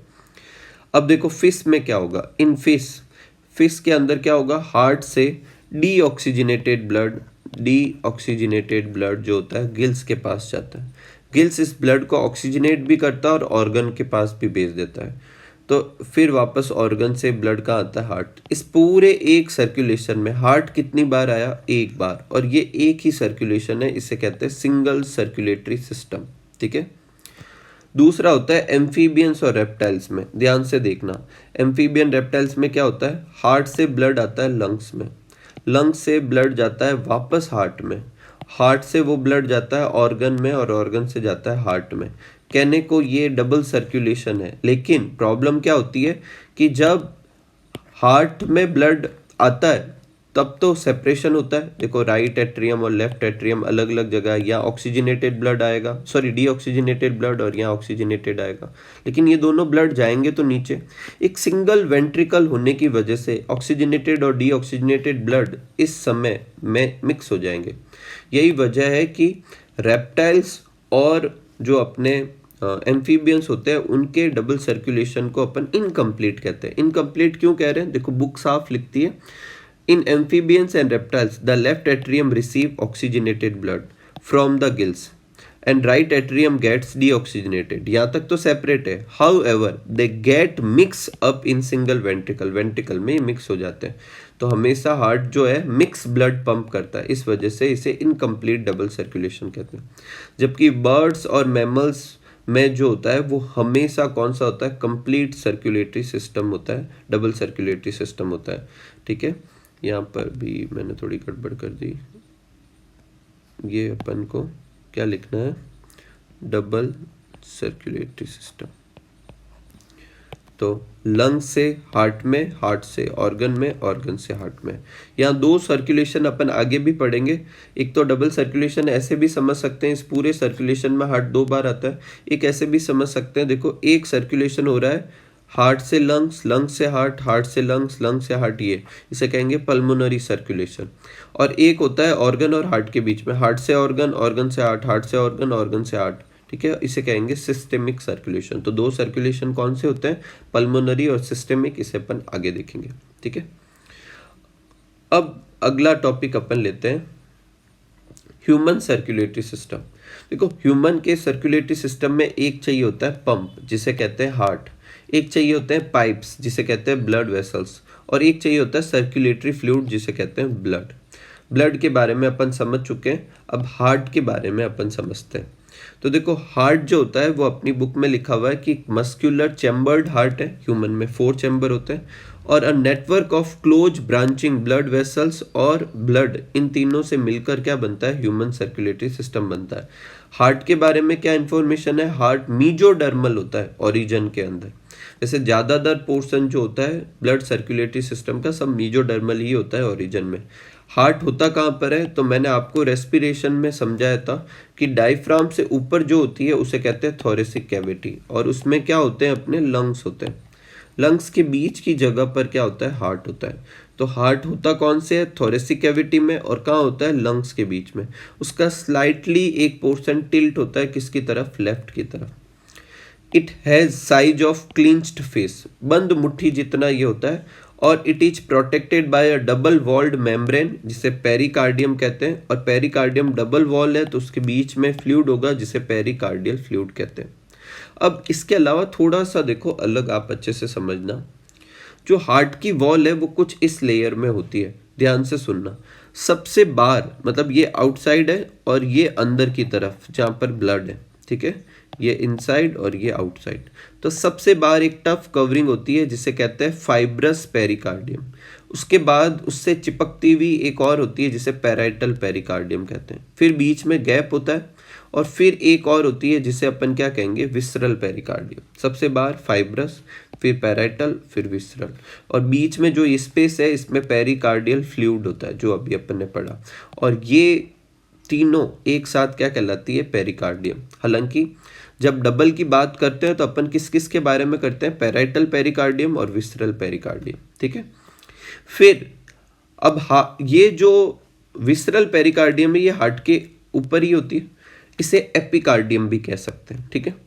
अब उसके बाद में हार्ट की वॉल के अंदर एक और थिक लेयर होती है जिसे मायोकार्डियम कहते हैं, और सबसे अंदर क्या होती है? एंडोकार्डियम। तो हार्ट की वॉल को अपन 3 लेयर में समझ सकते हैं, पेरिकार्डियम, मायोकार्डियम और एंडोकार्डियम। अगर और अच्छे से कहीं बुक में देखें अपन तो फाइब्रस और पैराइटल तो हार्ट के एकदम अटैच में नहीं है, उसमें तो सिर्फ कौन सी अटैच में? विसरल वाली। तो कुछ बुक में ऐसे भी लिखा होता है कि 3 लेयर कौन सी होती है? एपिकार्डियम, मायोकार्डियम और एंडोकार्डियम, वो भी सही है। और अगर कोई टीचर ऐसे पढ़ाता है कि 3 वॉल की लेयर, पेरिकार्डियम, मायोकार्डियम, एंडोकार्डियम, वो भी सही है। तो ये हार्ट की लेयर का वो है। एक और चीज, मायोकार्डियम की जो थिकनेस होती है वो हार्ट की जो थिकनेस होती है वो किस पे डिपेंड करती है? मायोकार्डियम पर, क्योंकि सबसे थिकेस्ट लेयर कौन सी होती है? मायोकार्डियम में होती है। और जो अपन बचपन में से पढ़ते हैं कि 3 तरह की मसल्स होती है, लीनियर, नॉन लीनियर और कार्डियक मसल। कार्डियक मसल्स किसके अंदर होती है? मायोकार्डियम के अंदर होती है। ठीक है, अब आगे बढ़ते हैं। देखो आगे अपन डायग्राम के थ्रू समझते हैं। आगे जो चीज लिखी हुई है कि आवर हार्ट हैज 4 चैम्बर। देखो ये 4 चैम्बर हो गए, right atrium, left atrium, right ventricle, left ventricle. अब 4 चैम्बर बनाने के लिए पहले 2 ऐसे ऊपर और नीचे चैम्बर बनाने पड़ेंगे, मतलब ऊपर वाले एट्रियम, नीचे वाले वेंट्रिकल, और इसके लिए बीच में एक सेप्टा होना चाहिए। इसको कहते हैं एट्रियो वेंट्रिकुलर सेप्टम। ये एक थिक फाइब्रस टिश्यू का बना होता है और ये एट्रियम और वेंट्रिकल के बीच में होता है। तो एट्रियो वेंट्रिकुलर सेप्टम की वजह से ऊपर वाले को कहते हैं एट्रियम, नीचे वाले को क्या कहते हैं? वेंट्रिकल कहते हैं। कोई तकलीफ नहीं। और एक चीज सुनना, एट्रियम के बीच में भी एक सेप्टम होता है जिसे इंटर एट्रियल सेप्टम, एट्रियम के बीच में इसलिए इंटर एट्रियल सेप्टम कहते हैं, और ये थिन मस्क्यूलर सेप्टम है। ऐसे कैसे? वेंट्रिकल के बीच में भी इंटर वेंट्रिकुलर सेप्टम होता है, हालांकि ये थिक मस्क्यूलर होता है। देखो inter ventricular septum thick muscular होता है, वो राइट वेंट्रिकल और लेफ्ट वेंट्रिकल के बीच में होता है। Inter atrial septum thin muscular septum होता है, ये राइट ऑरिकल और लेफ्ट ऑरिकल या राइट एट्रियम और लेफ्ट एट्रियम के बीच में होता है। और एट्रियो वेंट्रिकुलर सेप्टम एट्रियम और वेंट्रिकल के बीच में होता है, मस्क्यूलर नहीं, फाइब्रस टिश्यू का बना होता है। यही सब अपने यहाँ पर भी लिखा हुआ है। देखो our heart has 4 chamber, 2 relatively small chamber को एट्रियम कहते हैं, बड़े चैम्बर को वेंट्रिकल कहते हैं, और थिन मस्क्यूलर वॉल होती है किसके बीच में? इंटर एट्रियल सेप्टम के फॉर्म में, और थिक वॉल होती है इंटर वेंट्रिकुलर सेप्टम के फॉर्म में। एक एट्रियो वेंट्रिकुलर सेप्टम होता है जो थिक फाइब्रस टिश्यू का बना होता है। ठीक है, और एक चीज, अगर ये सेप्टम होंगे तो ऊपर से ब्लड नीचे कैसे जाएगा? तो दोनों ही तरफ जो ये इंटर एट्रियो वेंट्रिकुलर सेप्टम जो था, एट्रियो वेंट्रिकुलर सेप्टम, इसमें देखो बीच में एक गैप है जिससे ब्लड यहाँ से यहाँ जा सकता है। अब अगर गैप होगा तो फिर ब्लड तो हमेशा ही जाएगा, जब इधर से कॉन्स्ट्रिक्शन होगा तो वापस ऊपर चला जाएगा। तो यहाँ पर वॉल्व लगे होते हैं। क्या लगे होते हैं? वॉल्व, जो ब्लड को ऊपर से नीचे तो जाने देते हैं, नीचे से ऊपर नहीं जाने देते। तो यहाँ पर भी एक वॉल्व है, यहाँ पर भी एक वॉल्व है। लेफ्ट साइड में जो वॉल्व है उसे बाइकस्पिड वॉल्व या मिट्रल वॉल्व कहते हैं, और राइट साइड में जो वॉल्व है उसे ट्राइकस्पिड वॉल्व कहते हैं। ठीक है, तो पहले अपन यहाँ तक अच्छे से समझेंगे, एक बार आप इसे अच्छे से वापस सुने, फिर अपन आगे और अच्छे से देखते हैं। ठीक है, चलो आगे बढ़ते हैं। देखो अभी तक अपन ने क्या देखा कि हार्ट के अंदर जो सेप्टा होते हैं उससे अपने कितने बन जाते हैं? 4 चैम्बर बन जाते हैं। अपन ने सेप्टा के नाम और उनका नेचर भी देखा। फिर अपन ने देखा कि वॉल्व होते हैं किसके बीच में? इस सेप्टा के बीच में। क्या और भी वॉल्व होते हैं? आंसर है हाँ। उन वॉल्व के नाम याद करने से पहले अपन को ये डायग्राम अच्छे से समझना भी है और अपन को याद भी होना चाहिए। देखो अपन ने अभी पढ़ा था आर्टरी और वेन 2 तरह की वेसल्स होती है। वेन जो होती है वो ऑर्गन से ब्लड हार्ट की तरफ लेकर आती है, लेकिन अगर ऐसे जितने भी ऑर्गन है सबसे वेन हार्ट में आएगी तब तो प्रॉब्लम हो सकती है। तो ये सारी वेन मेजर वेन में खुलती है, और बॉडी की सबसे बड़ी वेन होती है वेना केवा। क्या होती है? Vena cava. तो वेना केवा भी 2 होती है, सुपीरियर वेना केवा और इंफीरियर वेना केवा, और ये blood deoxygenated blood right atrium में लेकर आती है। एक कोरोनरी साइनस भी होता है जो हार्ट से इम्प्योर ब्लड या डीऑक्सीजनेटेड ब्लड राइट एट्रियम में लाता। फिर आगे क्या होगा? राइट एट्रियम से ब्लड कहाँ जाएगा? राइट वेंट्रिकल में। राइट वेंट्रिकल से एक आर्टरी निकलेगी और ये आर्टरी यहाँ पर लंग्स की तरफ चली जाएगी, राइट और लेफ्ट लंग्स की तरफ। फिर लंग्स से वेन आएगी और उसमें ऑक्सीजनेटेड ब्लड होगा, और वो राइट एट्रियम और लेफ्ट एट्रियम दोनों में जाती है। ठीक है, फिर यहाँ से ऑक्सीजनेटेड ब्लड कहाँ जाएगा? लेफ्ट वेंट्रिकल में, और लेफ्ट वेंट्रिकल से ब्लड जो होगा ऑर्टा से होता हुआ नीचे उतरेगा। फिर ऑर्टा से अलग अलग ब्रांचेज निकलेगी जो अलग अलग आर्टरी होगी, अलग अलग ऑर्गन तक जाएगी। तो ये वेसल्स होती है। कौन सी वेसल्स का क्या नाम है और किस चैम्बर से रिलेटेड है आपको अच्छे से याद होना चाहिए। अब देखो, तो एक वॉल्व तो अपन ने देखे थे जिन्हें अपन एट्रियल वॉल्व कहते हैं, जो वॉल्व किसके बीच में होते हैं? राइट एट्रियम राइट वेंट्रिकल के बीच में, लेफ्ट एट्रियम लेफ्ट वेंट्रिकल के बीच में। राइट वाली तरफ जो होता है वो ट्राइकस्पिड, लेफ्ट वाली तरफ जो होता है वो बाइकस्पिड। एक वॉल्व यहाँ पर भी होते हैं, देखो यहाँ पर, ठीक है। तो एक होता है ओपनिंग ऑफ पल्मोनरी आर्टरी पर और एक होता है ओपनिंग ऑफ ऑर्टा पर, और इन दोनों ही वॉल्व को कहते हैं सेमी लूनर वॉल्व, ठीक है। ये 3 पॉइंट अपनी एनसीईआरटी में भी लिखे हुए, ठीक है। 2 एक्स्ट्रा वॉल्व होते हैं फीटल हार्ट में। एक होता है यूस्टेकियन वॉल्व जो इंफीरियर वेना केवा की ओपनिंग पर होता है, और एक होता है कोरोनरी साइनस की ओपनिंग पर होता है जिसे थिबेसियन वॉल्व कहते हैं। ये एडल्ट में नहीं होते, ठीक है, क्लियर। एक दो और इंटरेस्टिंग चीज है, जब फीटस का हार्ट होता है तो उस समय लंग्स तो होते नहीं है, मतलब लंग्स होने का मतलब लंग्स तो होते हैं लेकिन काम नहीं करते, तो ऑक्सीजनेटेड डीऑक्सीजनेटेड ये सब रिस्पॉन्सिबिलिटी प्लेसेंटा से होते हुए मदर की है।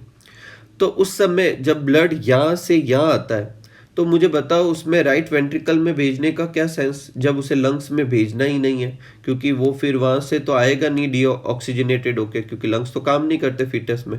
तो वहाँ पर क्या होता है, राइट एट्रियम से लेफ्ट एट्रियम की तरफ जाने के लिए एक बीच में यहाँ होल होता है, बाईपास कह सकते हैं, जिससे राइट एट्रियम से ब्लड डायरेक्ट किस में चला जाता है, लेफ्ट एट्रियम में।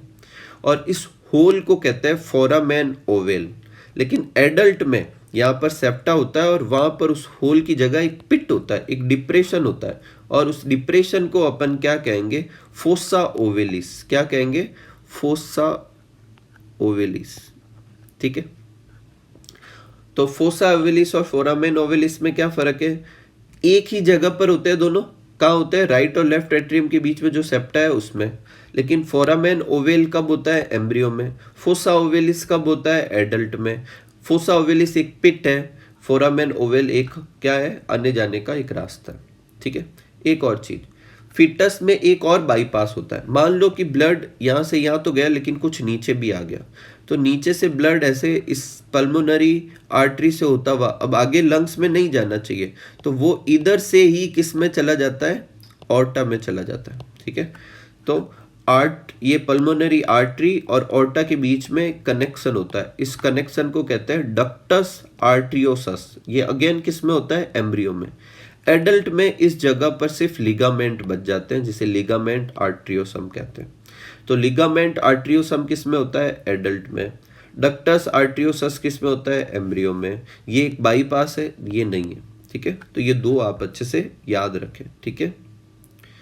नेक्स्ट है अपने, यही सब देखो लिखा हुआ भी है कि पल्मोनरी आर्टरी और ऑर्टा जो होते हैं उसकी ओपनिंग पर सेमीलूनर वॉल्व होते हैं। वॉल्व जो होते हैं वो हार्ट में इसलिए होते हैं ताकि फ्लो सिर्फ एक ही डायरेक्शन में हो सके, ये बैक फ्लो को रोकते हैं वगैरह वगैरह। फिर अपनी बुक में हार्ट का डायग्राम दे रखा है, अब ध्यान से सुनना। हार्ट के डायग्राम में बाकी सब तो अपन ने अभी अपने वाले डायग्राम से समझ लिया था, ये सब अपन ने देख लिया था, aorta, artery, left atrium, right atrium सब। एक तो ये आपको ये दिख रहा है, देखो ऐसे नोड येलो कलर वाला, एवी नोड, फिर ये बंडल ऑफ हिज, ये उसकी 2 ब्रांचेज। इसको आप अभी लेबलिंग से समझो, आगे मैं अभी आपको बताऊंगा कंडक्शन सिस्टम ऑफ हार्ट, उसमें होगा। अभी सिर्फ आप पोजीशन पे ध्यान दो। ऐसे नोड का होता है, देखो यहाँ पर, फिर एवी नोड, फिर देखो ये वॉल जो होती है उससे एक निकलता है बंडल ऑफ हिज, फिर उसकी 2 ब्रांचेज हो जाती है, लेफ्ट और राइट बंडल ऑफ हिज, और ये बंडल ऑफ हिज पूरे में फैल जाता है। एक लेबलिंग इधर है नहीं, मैं आगे लिखवा दूंगा। यहाँ से ऐसे पुरकुंजे फाइबर भी निकलते हैं, और ये सब वॉल में, ये सब है क्या, इसे वापस अच्छे से अपन देखेंगे आगे कंडक्शन सिस्टम में। अभी जो मेनली अपन को फोकस करना है वो इस पे। देखो ये जो अपने वॉल थे, ठीक है, इन वॉल्व से देखो ऐसे थ्रेड जैसा दिख रहा है, ये दिख रहा है, आप देख पा रहे हैं, ये थ्रेड जैसे अरेंज है, व्हाइट कलर के स्ट्रक्चर आप देख पा रहे हैं। इनको कहते हैं कॉर्डी टिंडेनाई, इसे हार्ट स्ट्रिंग भी कहते हैं, ठीक है। और ये कॉर्डी टिंडेनाई जो होती है, नीचे देखो, ये मैंने आपको थोड़ा ग्रीन करके बताया, यहाँ पर मसल्स है, उस मसल से अटैच है। तो एक साइड में तो वॉल्व से और एक साइड में मसल से अटैच है, इस मसल्स को कहते हैं पेपिलरी मसल्स। अगर आप डायग्राम को ध्यान में देखोगे तो राइट साइड में पेपिलरी मसल्स कितनी है, 1 2 3, लेफ्ट साइड में कितनी है, 1 और 2। तो राइट वेंट्रिकल में 3, लेफ्ट में 2, टोटल पेपिलरी मसल्स कितनी हो जाएगी अपने, कितनी हो जाएगी, 5 पेपिलरी मसल्स हो जाएगी। ठीक है, तो पेपिलरी मसल्स जो होती है वो पिलर लाइक मसल्स होती है वेंट्रिकल के अंदर। और कॉर्डा टेंडेनाई हार्ट स्ट्रिंग होती है, ये फाइब्रस कनेक्शन है किस किस के बीच में, वॉल्व और पेपिलरी मसल्स के बीच में। तो ये इसकी वजह से ये वॉल्व इस तरफ खुलते हैं और ब्लड इधर आता है। ठीक है, नेक्स्ट है वर्किंग ऑफ हार्ट। देखो वर्किंग ऑफ हार्ट अपनी एनसीईआरटी समझने से पहले अपन क्या करते हैं, ये देखते हैं कि हार्ट की वर्किंग कितने तरह की होती है। आगे एनसीईआरटी ने अलग जगह ये लिखा है, मैं वापस याद दिला दूंगा। 2 तरह की वर्किंग होती है, एक न्यूरोजेनिक और एक मायोजेनिक। फर्क क्या होता है कि जो इम्पल्स होते हैं कॉन्ट्रैक्शन के, ठीक है, वो अगर हार्ट खुद जनरेट कर पा रहा है या उसे इसके लिए नर्वस सिस्टम पे डिपेंड करना पड़ रहा है। तो न्यूरोजेनिक हार्ट जो होते हैं वो हार्ट खुद इम्पल्स जनरेट नहीं कर सकता हार्ट बीट के खुद, उसके लिए ये इम्पल्स कौन देगा, नर्वस सिस्टम देगा। ऐसे हार्ट को न्यूरोजेनिक हार्ट कहते हैं। आर्थ्रोपोडा और एनेलिडा में ऐसे ही हार्ट होते हैं। मायोजेनिक हार्ट का क्या मतलब होता है कि इसमें हार्ट एक जो बेसिक जो मतलब जनरेट होता है हार्ट बीट, जैसे अपने अंदर 72 पर मिनट, वो हार्ट खुद जनरेट कर सकता है। उसे कम ज्यादा करने का काम नर्वस सिस्टम करेगा, लेकिन जो बेसिक इंपल्स है वो हार्ट खुद जनरेट करता है। ऐसे हार्ट को मायोजेनिक कहते हैं, क्योंकि हार्ट की खुद की मसल्स ये काम करती है, तो इसलिए मायोजेनिक कहते हैं। मोलस्का और वर्टिब्रेटा जिसमें ह्यूमन आता है वो भी ये ही हार्ट होता है। तो अगर आपको पूछे वर्किंग ऑफ हार्ट के बेसिस पर हार्ट कितने तरह के होते हैं, तो 2 होते हैं, न्यूरोजेनिक और मायोजेनिक। अब अगला है कंडक्शन पाथवे, जो अभी मैंने डायग्राम में भी बताया था। कंडक्शन पाथवे जो होता है पूरी वॉल्व में फैला होता है। पहले इस पाथ को अच्छे से देखते हैं। ये पहला है एसए नोड, ये जो होता है 72 पर मिनट क्या करता है, इम्पल्स जनरेट करता है। मतलब ये वो है जो 72 पर मिनट हार्ट को क्या कराता है, हार्ट बीट करवाता है। ठीक है, और क्योंकि ये इम्पल्स जनरेट करने वाली चीज खुद हार्ट की मसल्स में है, इसीलिए अपना हार्ट कैसा है, मायोजेनिक। ऐसे नोड, फिर आगे एक एवी नोड। देखो ये दोनों मैंने आपको इधर भी बताए थे, ये देखो सीनो एट्रियल नोड और एट्रियो वेंट्रिकुलर नोड, ये 2 थे। ठीक है, और इन दोनों के बीच में भी एक कनेक्शन होता है जिसे अपन क्या कहते हैं, इंटरनोडल पाथवे, जो इस डायग्राम में दिख नहीं रहा। तो देखो ये एक और होता है इन दोनों के बीच में, इंटरनोडल पाथवे। फिर एवी नोड से एक और सिस्टम निकलता है। देखो इस वाले डायग्राम में देख लो, ये एवी नोड से देखो ये एक और चीज निकल रही है, दिख रही है आपको, इसे क्या कहते हैं, बंडल ऑफ हीच। फिर बंडल ऑफ हीच जो होता है वो 2 ब्रांच में डिवाइड हो जाता है। ठीक है, लेफ्ट और राइट बंडल ऑफ हीच में, ये वाली राइट बंडल ऑफ हीच, ये लेफ्ट बंडल ऑफ हीच। ये देखो मैंने इधर भी बनाया है, देखो राइट और लेफ्ट बंडल ऑफ हीच निकल रहे, और उन दोनों पर ऐसे फाइबर्स होते हैं जिन्हें पुरकिंजे फाइबर कहते हैं। तो ये पूरा कंडक्शन सिस्टम है। कंडक्शन सिस्टम कैसे होता है, एसएएन, फिर उसे इंटरनोडल पाथवे, फिर एवीएन, फिर बंडल ऑफ हीच जिसे एवी बंडल्स भी कहते हैं, फिर राइट और लेफ्ट बंडल ऑफ हीच, और फिर पुरकुंजे फाइबर। ठीक है, ये सब यहाँ पर अपन वापस देखते हैं। The entire heart is made of cardiac muscles, और स्पेशली कौन सी वाली लेयर की बात कर रहे हैं, ये अपने मायोकार्डियम की। ठीक है, the wall of ventricle are much thicker than atrium, ये भी याद रखें। एट्रियम की वॉल जो होती है वो वेंट्रिकल की वॉल के कंपेयर में क्या होती है, ज्यादा थिक होती है। इसे आप अच्छे से हाईलाइट कर ले, the wall of ventricle are much thicker than wall of atrium. ऐसा क्यों, एट्रियम को जो ब्लड भेजना है वो सिर्फ नीचे भेजना है, जबकि वेंट्रिकल को ब्लड बाहर पंप करना पड़ता है, तो उसके लिए उसे ज्यादा स्ट्रॉन्ग मसल्स चाहिए होती है। अब आप खुद बताओ इस हिसाब से राइट वेंट्रिकल और लेफ्ट वेंट्रिकल में से किसकी मसल्स ज्यादा थिक होगी। राइट को ब्लड भेजना है लंग्स को, और लेफ्ट को ब्लड भेजना है पूरी बॉडी में। तो आंसर क्या होगा, सही बता रहे हैं आप सब, लेफ्ट वेंट्रिकल में होगा, क्योंकि लेफ्ट वेंट्रिकल को ज्यादा पंप करना है। ठीक है, अ पेच of this tissue is present in right upper corner of right atrium. देखो यहाँ पे लिखा हुआ है कि स्पेशल कार्डियक मस्क्यूलेचर होता है जिसे नोडल टिश्यू कहते हैं, उसका एक पेच कहाँ पर होता है, राइट एट्रियम के अपर कॉर्नर पे, और इसे अभी अपन ने देखा क्या कहते हैं, सीनो एट्रियल नोड। एक और ऐसा ही नोड होता है जो left corner, lower left corner पे होता है। अपर राइट कॉर्नर पे क्या होता है, एसए नोड, और लोअर लेफ्ट कॉर्नर पे होता है एवी नोड। ठीक है, AV node. A bundle of nodal fibre atrioventricular bundle, AV bundle, वो निकलता है किससे? एवीएन से। ये किसके बारे में बात कर रहा है? बंडल ऑफ हिच के बारे में। फिर AVN which pass through atrioventricular septa, septa को पास करने के बाद वो दो ब्रांच में डिवाइड हो जाता है, राइट और लेफ्ट। ठीक है, दो ब्रांचें बन जाएगी। क्या बन जाएगी? एक हो जाएगी राइट और एक क्या हो जाएगी? लेफ्ट हो जाएगी। ठीक है, these branches give rise a minute fibre, और इन ब्रांचेज से बहुत सारे फाइबर निकलते हैं जिसे क्या कहते हैं? Purkinje fiber. और ध्यान से सुनना, the nodal musculature has ability to generate action potential without external stimuli. इसका मतलब ऑटो एक्साइबिलिटी होती है, हार्ट खुद हार्ट को बीट कराने के इम्पल्स जनरेट कर सकता है। और इसमें मेनली कौन होता है? एसएएन, जो जनरेट करता है maximum number of action potential 70 से 75 पर मिनट। यही वजह है अपनी हार्ट बीट भी क्या होती है? 70 टू 75, ऑन एवरेज अपन 72 मान लेते हैं। ठीक है, it is responsible for initiating and maintaining the rhythmic contraction activity of heart. Heart की जो रिदमिक कॉन्ट्रैक्शन होता है, कॉन्ट्रैक्ट होता है फिर रिलैक्स होता है, कॉन्ट्रैक्ट होता है फिर रिलैक्स होता है, वो इसी की वजह से होता है। और यही वजह इसे पेस मेकर कहते हैं। एवी नो जो एसएएन होता है उसे क्या कहते हैं? Pace maker. कुछ बुक में एवी नोट को पेस सेटलर भी कहते हैं। अपनी एनसीईआरटी में लिखा हुआ नहीं है तो मुझे नहीं लगता पूछेंगे। एसएएन का याद रखें, क्या होता है? Pacemaker. Heart normally beat 70 to 75 times और एवरेज अपन कितना ले लेते हैं? 72 मिनट्स। ठीक है, और 72 पर मिनट, मिनट्स नहीं, एक मिनट में 72 टाइम्स। नेक्स्ट अपना टॉपिक है कार्डियक साइकिल। अब कार्डियक साइकिल जो है अपनी बुक में जैसा लिखा हुआ है उसे समझने के पहले मैं कुछ समझाता हूँ, ध्यान से सुनना। कार्डियक साइकिल क्या होता है? एक हार्ट बीट में जो भी इवेंट्स होंगे, अभी अपन इवेंट्स पढ़ेंगे, उसे अपन कार्डियक साइकिल कहते हैं। साइकिल क्यों कह रहे हैं? क्योंकि बार बार हर हार्ट बीट में रिपीट होगा। और कार्डियक क्यों कह रहे हैं? क्योंकि हार्ट में होगा। अब एक कार्डियक साइकिल की ड्यूरेशन क्या होगी?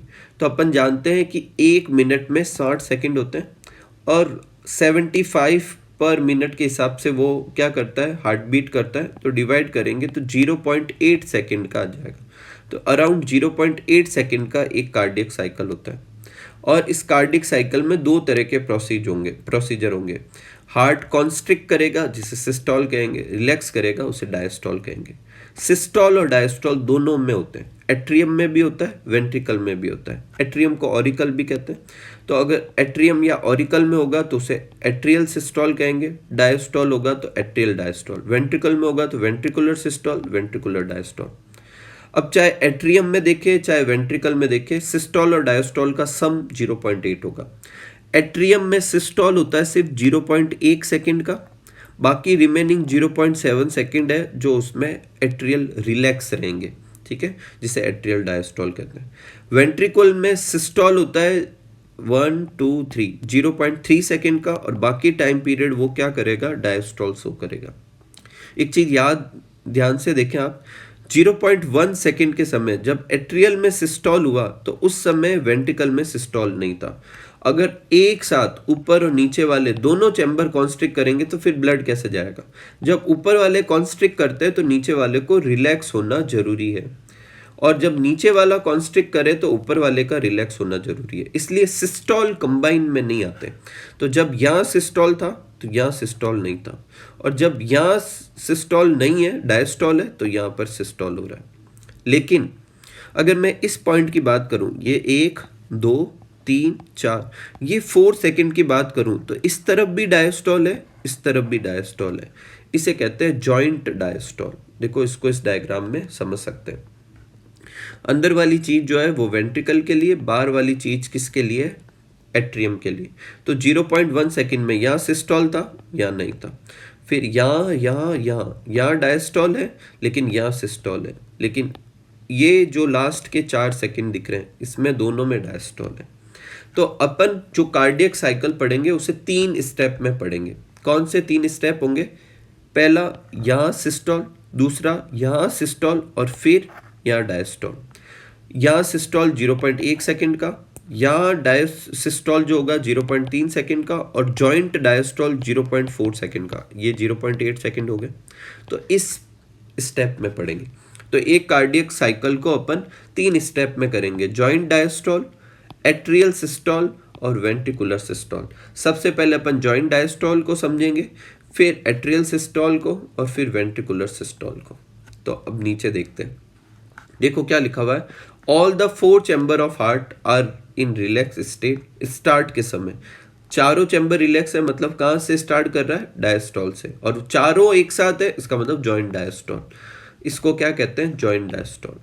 जॉइंट डायस्टोल हो रहा है उस समय, ध्यान से देखना, ये जॉइंट डायस्टोल है, उस समय ब्लड मतलब वेंट्रिकल डायस्टोल शो कर रहा है, मतलब वेंट्रिकल चाहता है कि उसके अंदर ब्लड आए, और ब्लड अगर ऊपर से नीचे आ रहा है, इसका मतलब ये दोनों एट्रियो वेंट्रिकुलर सेप्टम के बीच में जो वॉल्व थे, कौन से, ट्राइकस्पिड और बाइकस्पिड, ये ओपन होने चाहिए ताकि ब्लड ऊपर से नीचे आए।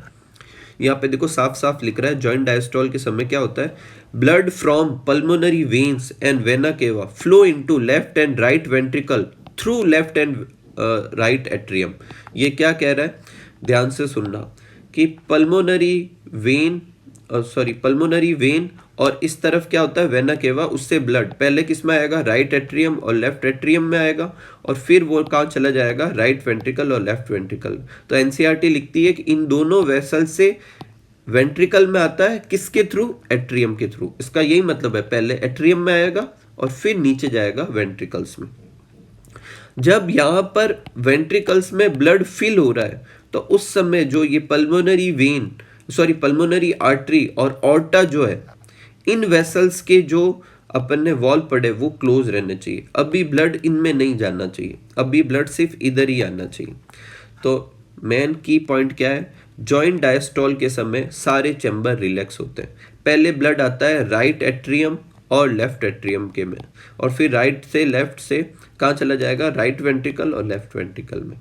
अगर वॉल्व की बात करें तो जॉइंट डायस्टोल के समय ट्राइकस्पिड और बाइकस्पिड वॉल्व ओपन होते हैं और सेमीलुनर वॉल्व क्लोज होते हैं। इसके बाद एसएएन जनरेट करता है एक्शन पोटेंशियल, मतलब कॉन्ट्रैक्शन करवाएगा। पहले कॉन्ट्रैक्शन किस में होगा, एट्रियम में, तो सेकंड स्टेप क्या हो जाएगा, एट्रियल सिस्टोल। तो ध्यान से सुनना, जॉइंट डायस्टोल के समय ही वेंट्रिकल्स जो होते हैं ऑलरेडी फिल हो चुके हैं, ठीक है, लेकिन थोड़ा बहुत ब्लड अभी भी किस में पड़ा है, एट्रियम में पड़ा है। तो वो जो रिमेनिंग ब्लड है वो भी नीचे भेजना है, इसके लिए यहाँ पर क्या कराया जाता है, कॉन्ट्रैक्शन करवाया जाता है। जैसे ही यहाँ कॉन्ट्रैक्शन होगा तो वो रिमेनिंग ब्लड भी कहाँ चला जाएगा, नीचे चला जाएगा। तो एनसीईआरटी लिखती है कि जैसे ही एट्रियल सिस्टोल होता है कि ब्लड का फ्लो और इंक्रीज हो जाता है 30% से, क्योंकि ऑलरेडी पहले फिल हो रखे थे, तो 30% जो होगा वो भी नीचे चला जाएगा। अब जब एट्रियल सिस्टोल हो रहा है तो ब्लड ऊपर से नीचे आ रहा है, इसका मतलब एट्रियल सिस्टोल के समय भी ट्राइकस्पिड और बाइकस्पिड वॉल्व ओपन ही रहेंगे और सेमीलुनर वॉल्व क्लोज ही रहेंगे, ठीक है। उसके बाद आती है वेंट्रिकुलर सिस्टोल की बारी, ठीक है। अब वेंट्रिकुलर में सिस्टोल कैसे होने लगा, तो जो एसएएन ने जो पहले इंपल्स जनरेट की थी, उस एसएएन का होता है एट्रियम में, तो वो एट्रियम पहले कॉन्स्ट्रिक्ट करा, फिर वो एक्शन पोटेंशियल जो है एवीएन के पास गया, फिर एवी बंडल के पास गया, फिर बंडल ऑफ हीज उसे ट्रांसमिट कर देती है पूरे वेंट्रिकल के अंदर, और फिर वेंट्रिकल में क्या होने लगता है, कॉन्स्ट्रिक्शन होने लगता है, तो फिर वेंट्रिकुलर सिस्टोल हुआ। अब जब वेंट्रिकुलर सिस्टोल होता है तो उस समय एट्रियम को कैसा क्या शो करना चाहिए, डायस्टोल शो करना चाहिए। तो देखो क्या लिखा हुआ है, एट्रिया अंडरगो रिलैक्सेशन, मतलब एट्रियम में डायस्टोल। देखो ये इस डायग्राम में देखो, यहाँ सिस्टोल हो रहा है, एट्रियम में क्या हो रहा है, डायस्टोल हो रहा है। जब वेंट्रिकल में सिस्टोल हो रहा है तो अब वेंट्रिकल आगे ब्लड पंप करना चाहता है, तो अब ध्यान से देखना क्या होगा। अब वेंट्रिकल में सिस्टोल, यहाँ और यहाँ सिस्टोल हो रहा है, तो ये ब्लड को आगे भेजना चाहते हैं किसमें, ये वाला भेजना चाहेगा पल्मोनरी आर्टरी में, ये वाला भेजना चाहेगा ऑर्टा में। तो इन दोनों के जो सेमीलुनर वॉल्व है अब खुलने चाहिए या नहीं खुलने चाहिए, खुलेंगे। तो वेंट्रिकुलर सिस्टोल के समय ये दोनों क्या होते हैं, ओपन हो जाते हैं, लेकिन अब ब्लड ऊपर नहीं जाना चाहिए, इसलिए बाइकस्पिड और ट्राइकस्पिड वॉल्व क्या होते हैं, क्लोज। वापस रिपीट करता हूँ, जॉइंट डायस्टोल और एट्रियल सिस्टोल के समय ट्राइकस्पिड बाइकस्पिड वॉल्व ओपन होते हैं और सेमीलुनर वॉल्व क्लोज होते हैं, लेकिन वेंट्रिकुलर सिस्टोल में उल्टा होता है, ट्राइकस्पिड और बाइकस्पिड वॉल्व क्लोज रहते हैं और सेमीलुनर वॉल्व क्या होता है, ओपन हो जाते हैं। अब इसमें से पहले क्या होगा, तो पहले ट्राइकस्पिड और बाइकस्पिड वॉल्व क्लोज होंगे। देखो क्या लिखा हुआ है, ventricular systole increase ventricular pressure, जिसकी वजह से closure of tricuspid and bicuspid valve, ठीक है। और due to attempted back flow of blood in atria, जैसे ही बैक फ्लो अटेम्प्ट होगा ये क्लोज हो जाएंगे। वेंट्रिकुलर प्रेशर जैसे ही और इंक्रीज होगा, और इंक्रीज का मतलब पहले इतना इंक्रीज होता है कि ट्राइकस्पिड बाइकस्पिड वॉल्व बंद रहते हैं, और फिर और इंक्रीज होने की वजह से सेमिलूनर वॉल्व भी ओपन हो जाते हैं। जैसे ही सेमिलूनर वॉल्व ओपन होंगे, ब्लड कहाँ चला जाएगा, वेंट्रिकल से किस में चला जाएगा, एक तरफ तो चला जाएगा अपने लंग्स में, और एक तरफ से चला जाएगा ऑर्टा से होता हुआ पूरा सिस्टेमिक सर्कुलेशन हो जाएगा। और फिर उसके बाद वेंट्रिकल भी क्या हो जाएंगे, रिलैक्स। अगेन क्या स्टार्ट हो जाएगा, जॉइंट डायस्टोल वाला काम स्टार्ट हो जाएगा। ठीक है, ये सब अपने यहाँ पे लिखा हुआ है। देखो क्या लिखा हुआ है उसके बाद, allowing the blood ventricle to flow into the vessels in circulatory pathway, the ventricle now relax. फिर वेंट्रिकल डायस्टोल जो कि बेसिकली जॉइंट डायस्टोल का ही हिस्सा होता है, which prevent the back flow of blood into the ventricles as, मतलब अब वापस सेमिलूनर वॉल्व जो होंगे वो क्या हो जाएंगे, क्लोज। सेमिलूनर वॉल्व किसकी वजह से क्लोज होते हैं, जब वेंट्रिकल का डायस्टोल होना स्टार्ट होता है। ठीक है, as the ventricular pressure decline further, और ज़्यादा कम होगा तो ट्राइकस्पिड और बाइकस्पिड वॉल्व भी क्या हो जाएंगे, ओपन। ध्यान से सुनना, बाइकस्पिड और ट्राइकस्पिड वॉल्व क्लोज किसकी वजह से हुए थे, वेंट्रिकुलर प्रेशर की वजह से। और सेमीलूनर वॉल्व ओपन क्यों हुए थे, वेंट्रिकुलर प्रेशर की वजह से। इन दोनों में से पहले कौन क्लोज होगा, ये पहले क्लोज होगा और ये बाद में ओपन होगा। जब प्रेशर डिक्रीज होने लगता है तो ये पहले क्लोज हो जाएगा और ये बाद में ओपन होगा दोनों ही किसकी वजह से, वेंट्रिकुलर प्रेशर की वजह से। ठीक है, वेंट्रिकुलर प्रेशर इंक्रीज तो उस समय bicuspid and tricuspid valve close, semilunar valve open, लिख लें कहीं पे साइड में। और वेंट्रिकुलर प्रेशर डिक्रीज तो बाइकस्पिड और ट्राइकस्पिड वॉल्व ओपन और सेमीलूनर वॉल्व क्लोज। ठीक है, अब देखो कुछ और पॉइंट भी है। एनसीईआरटी में कार्डियक साइकिल की डेफिनेशन लिखी हुई, the sequential event in the, sequential क्यों कह रहे हैं, हमेशा सीक्वेंस में हो रहे, पहले जॉइंट डायस्टोल, फिर एट्रियल सिस्टोल, फिर वेंट्रिकुलर सिस्टोल। ठीक है, the sequential event in the heart which is cyclical repeated called cardiac cycle. और इसके अंदर क्या होते हैं, सिस्टोल और डायस्टोल होते हैं एट्रियम और वेंट्रियम के अंदर, और 72 टाइम्स पर मिनट होता है। और उस हिसाब से कार्डियक साइकिल देखें तो कितना हो जाएगा, 0.8 सेकंड का हो जाएगा। ठीक है, और इन 0.8 सेकंड के अंदर हर बार जब ये 0.8 सेकंड का एक साइकिल होगा तो वेंट्रिकल पंप करेगा ब्लड बार। तो वेंट्रिकल जो पंप करता है ब्लड, वो अमाउंट होती है 70 ml, दोनों मतलब हर एक वेंट्रिकल से, एक वेंट्रिकल 70 ml, दूसरा वेंट्रिकल भी 70 ml। इस वॉल्यूम को कहते हैं स्ट्रोक वॉल्यूम। तो स्ट्रोक वॉल्यूम क्या है, basically during a cardiac cycle each ventricle pump out 70 ml of blood, मतलब हर कार्डियक साइकिल में वेंट्रिकल कितना, ईच वेंट्रिकल कितना ब्लड बाहर फेंकेगा, उसे अपन क्या कहेंगे, स्ट्रोक वॉल्यूम। और ये स्ट्रोक वॉल्यूम को जब अपन हार्ट रेट से मल्टीप्लाई करा देंगे तो अपने अंदर 70 को 72 या 75 से मल्टीप्लाई कराएंगे तो रफली आएगा 5 लीटर के आसपास। तो वो अपना कार्डियक आउटपुट है। ध्यान से सुनना, एक कार्डियक साइकिल के समय कितना ब्लड बाहर आता है उसे स्ट्रोक वॉल्यूम कहते हैं, और एक मिनट में कितना आएगा उसे कार्डियक आउटपुट कहेंगे। कार्डियक आउटपुट कैसे निकाल सकते हैं, स्ट्रोक वॉल्यूम को हार्ट बीट से अपन क्या करा सकते हैं, हार्ट रेट जो होती है, हार्ट बीट रेट होती है, उससे मल्टीप्लाई करा सकते हैं, इससे कार्डियक आउटपुट आ जाएगा। तो हार्ट बीट रेट का एक और फॉर्मूला बन जाएगा cardiac output upon stroke volume. तो अगर एग्जाम में आपको कोई नया कार्डियक आउटपुट और नया स्ट्रोक वॉल्यूम दे और अपन को पूछे हार्ट बीट रेट बताओ, तो कैसे निकाल सकते हैं, कार्डियक आउटपुट को स्ट्रोक वॉल्यूम से डिवाइड कर देंगे, कोई तकलीफ नहीं। एनसीईआरटी और लिखती है कि अपनी बॉडी के पास इस कार्डियक आउटपुट को और स्ट्रोक वॉल्यूम को बदलने की एबिलिटी होती है।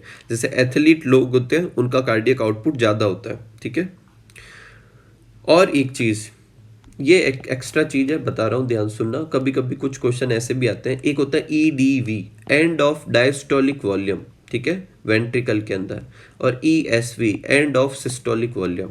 एंड ऑफ डायस्टोलिक वॉल्यूम मतलब डायस्टोल के एंड में वेंट्रिकल में कितना ब्लड था, तो वो अमाउंट होती है 120। और जब इसमें सिस्टॉल होता है तो ये पूरे खाली नहीं होते, कुछ बच जाता है। वो कितना बच रहा है? 50 ml। इसका मतलब बाहर कितना फेंका होगा? इन दोनों को माइनस करो। तो एंड ऑफ डायस्टोलिक वॉल्यूम में से end of systolic volume minus करने पर जो चीज़ आती है वही बेसिकली अपना क्या था? Stroke volume. ये क्यों बता रहा हूँ? कभी कभी न्यूमेरिकल आते हैं और ऐसे कह देते हैं कि एंड ऑफ डायस्टोलिक वॉल्यूम मान लेते हैं कि ऐसे दे देते हैं 140 है, और एंड ऑफ सिस्टोलिक वॉल्यूम मान लो कि उसमें दे दिया आपको कि 80 है। और अब आपसे पूछते हैं कि स्ट्रोक वॉल्यूम कितना होगा, तो कितना होगा? इन दोनों को माइनस कर देंगे, 60 आ जाएगा। और मान लो कि साथ में कह दे कि कार्डियक आउटपुट इतना था, इतने ml है, और बताओ हार्ट रेट क्या होगी, तो अपन इसको इसमें डिवाइड कर देंगे, कितना आ जाएगा? 60, तो हार्ट रेट आ जाएगी। तो याद रखें, end of diastolic volume end of systolic volume के डिफरेंस के बराबर स्ट्रोक वॉल्यूम होता है, और कार्डियक आउटपुट को स्ट्रोक वॉल्यूम से डिवाइड कर देंगे तो हार्ट रेट आ जाएगी, या फिर स्ट्रोक वॉल्यूम को हार्ट रेट से मल्टीप्लाई कर देंगे तो कार्डियक आउटपुट आ जाएगा। तो इस पर न्यूमेरिकल जैसे क्वेश्चंस आ सकते हैं। नेक्स्ट पैराग्राफ में अपने हार्ट के साउंड दिखे हुए हैं। तो हार्ट में दो तरह के साउंड होते हैं, लब और डब। ये दोनों साउंड अपन स्टेथोस्कोप से सुन सकते हैं। लब जो है वो किसकी वजह से आता है? ट्राइकस्पिड और बाइकस्पिड वॉल्व के क्लोज होने की वजह से। और डब जो है वो किसकी वजह से आता है? सेमी लूनर वॉल्व के क्लोज होने की वजह से। अभी मैंने आपको ऊपर बताया था इन दोनों वॉल्व का ओपन या क्लोज होना किस पे डिपेंड करता है? वेंट्रिकुलर प्रेशर के ऊपर। तो जब वेंट्रिकुलर प्रेशर इंक्रीज हुआ था तो उस समय कौन क्लोज हुआ था? ट्राइकस्पिड और बाइकस्पिड वॉल्व। इसका मतलब लब साउंड कब आता है? वेंट्रिकुलर सिस्टोल के समय। और डब साउंड कब आया था? जब वेंट्रिकुलर प्रेशर घटा था, तभी तो सेमिलूनर वॉल्व क्या होंगे? क्लोज होंगे। तो वेंट्रिकुलर डायस्टोल के स्टार्ट के समय सेमिलूनर वॉल्व क्लोज होते हैं, उसकी वजह से डब साउंड होता है। वेंट्रिकुलर सिस्टोल के स्टार्ट के समय जो होता है प्रेशर इंक्रीज होता है और अपने बाइकस्पिड और ट्राइकस्पिड वॉल्व क्लोज होते हैं, और उसकी वजह से लब साउंड आता है। तो लब डब लब डब लब डब ऐसे अपने हार्ट साउंड चलते रहते हैं, ठीक है। और इसकी भी इंपॉर्टेंस है क्लिनिकल डायग्नोसिस में। नेक्स्ट अपना टॉपिक है ईसीजी। तो ईसीजी के बारे में एनसीईआरटी लिखती है, आपने मूवी वगैरह टेलीविजन सीरियल वगैरह में देखा होगा। एक मॉनिटरिंग मशीन होती है जिस पे ऐसे ऐसे लाइनें ऊपर नीचे चलती रहती है, और जब ऐसे पीप पीप पीप पी ऐसे करके कोई साउंड आता है तो मतलब पेशेंट मर चुका है, ठीक है। तो ये साउंड किसको डिनोट करता है? कार्डियक अरेस्ट को डिनोट करता है, ठीक है। अब देखो ये जो मशीन है, इस मशीन को तो कहते हैं इलेक्ट्रोकार्डियोग्राफ, और जो ग्राफ ऑब्टेन होगा उसे कहेंगे इलेक्ट्रोकार्डियोग्राम। बच्चे इसमें कंफ्यूज हो जाते हैं, एग्जाम में पूछते हैं कि जो डायग्राम या ग्राफ ऑब्टेन होता है उसे क्या कहते हैं, तो बच्चे सोचते हैं ग्राफ बन रहा है इसलिए उसे इलेक्ट्रोकार्डियोग्राफ कहते हैं। नहीं, इलेक्ट्रोकार्डियोग्राफ तो कहते हैं किसको? मशीन को। और जो ग्राफ बनेगा उसे अपन क्या कहेंगे? इलेक्ट्रोकार्डियोग्राम कहेंगे, ठीक है। ईसीजी जो है एक ग्राफिकल रिप्रेजेंटेशन है किसका? इलेक्ट्रिकल एक्टिविटी का। और वो भी कब? जब एक हार्ट का एक कार्डियक साइकिल चलता है, तो एक कार्डियक साइकिल के अंदर हार्ट के अंदर क्या क्या इलेक्ट्रिकल एक्टिविटी होती है उसका ग्राफिकल रिप्रेजेंटेशन ईसीजी कहलाता है। ग्राफिकल रिप्रेजेंटेशन है लेकिन किसका? इलेक्ट्रिकल एक्टिविटी का। किसकी इलेक्ट्रिकल एक्टिविटी? हार्ट की। कब? एक कार्डियक साइकिल में। ग्राफिकल रिप्रेजेंटेशन है इसलिए पीछे मशीन के नाम में क्या आ रहा है? ग्राफ। इलेक्ट्रिकल एक्टिविटी रिप्रेजेंट करता है इसलिए आगे वर्ड क्या आ रहा है? इलेक्ट्रो। ये किसकी एक्टिविटी शो कर रहा है? हार्ट की, इसलिए वर्ड आ रहा है कार्डियो। तो पूरा नाम क्या हो गया? इलेक्ट्रोकार्डियोग्राफ। अब जनरली एक इलेक्ट्रोकार्डियोग्राफ इस स्टेप में होता है, एक छोटी सी वेव, फिर एक बड़ी वेव, और फिर वापस, और फिर ये बार बार रिपीट होती रहती है। ये वेव कहलाती है पी वेव, ये छोटी सी क्यू, ये आर और ये एस, और ये पूरा क्यू आर एस कॉम्प्लेक्स कहलाता है, और फिर वापस टी वेव। अब जो पी वेव है वो क्या शो करती है अपन को? हाँ, अपन को ये याद रखना है कि ईसीजी बनाते कैसे हैं। तो उसके लिए एनसीईआरटी लिखती है कि पेशेंट के ऊपर 3 इलेक्ट्रिकल लीड लगाते हैं। कितनी लगाते हैं? 3। एक लगाते हैं दाहिनी रिस्ट पर, मतलब लेफ्ट रिस्ट पर, एक राइट रिस्ट पर, और एक लेफ्ट एंकल पर। 3 लीड का जनरली इस्तेमाल होता है, जिसमें से दोनों रिस्ट पे लगती है और एक लेफ्ट एंकल पे लगती है, ठीक है। अब आप सब लोग कहोगे कि सर हमने तो हॉस्पिटल वगैरह में बहुत सारी वो ऐसे लीड्स देखी है चेस्ट रीजन में, तो उसके लिए अपने एनसीईआरटी लिखती है फॉर डिटेल्ड इवोल्यूशन, उसके लिए मल्टीपल लीड्स का इस्तेमाल करते हैं, जो कि कहाँ पे लगाते हैं, चेस्ट रीजन में, ठीक है। लेकिन अपनी बुक में अपन स्टैंडर्ड की बात करेंगे और स्टैंडर्ड में 3 लीड्स का इस्तेमाल करेंगे। 3 लीड्स की बात करें तो लीड्स कहाँ कहाँ लगेंगे, दोनों रिस्ट पे और लेफ्ट एंकल पे, ठीक है। और मल्टीपल लीड्स का इस्तेमाल करना है तो चेस्ट रीजन में भी लगाएंगे। अब इसमें जो भी वेव है उन्हें पी से टी अल्फ़ाबेट से डिनोट कर रखा है, पी फिर क्यू फिर आर फिर एस फिर टी, और ऐसे अपन पढ़ते हैं P P Q R S complex और टी। अब कौन सी क्या डिनोट करता है वो अपन को याद रखना, ज़्यादा अपन को डिटेल में नहीं जाना। पी वेव जो है एक्साइटेशन या डीपोलराइजेशन को डिनोट करती है, किसके अंदर, एट्रियम के अंदर। क्यू आर एस वेव जो होती है एक्साइटेशन और डीपोलराइजेशन डिनोट करती है, किसके अंदर, वेंट्रिकल के अंदर। और टी वेव जो है रीपोलराइजेशन को डिनोट करती है, किसके अंदर, वेंट्रिकल के अंदर। एक और क्वेश्चन क्या पूछ सकते हैं, पी वेव जो है वो एट्रियम में कॉन्ट्रैक्शन इसके बाद होना शुरू होगा, मतलब it leads to atrial contraction, जिसे एट्रियल सिस्टोल भी कह सकते हैं अपन।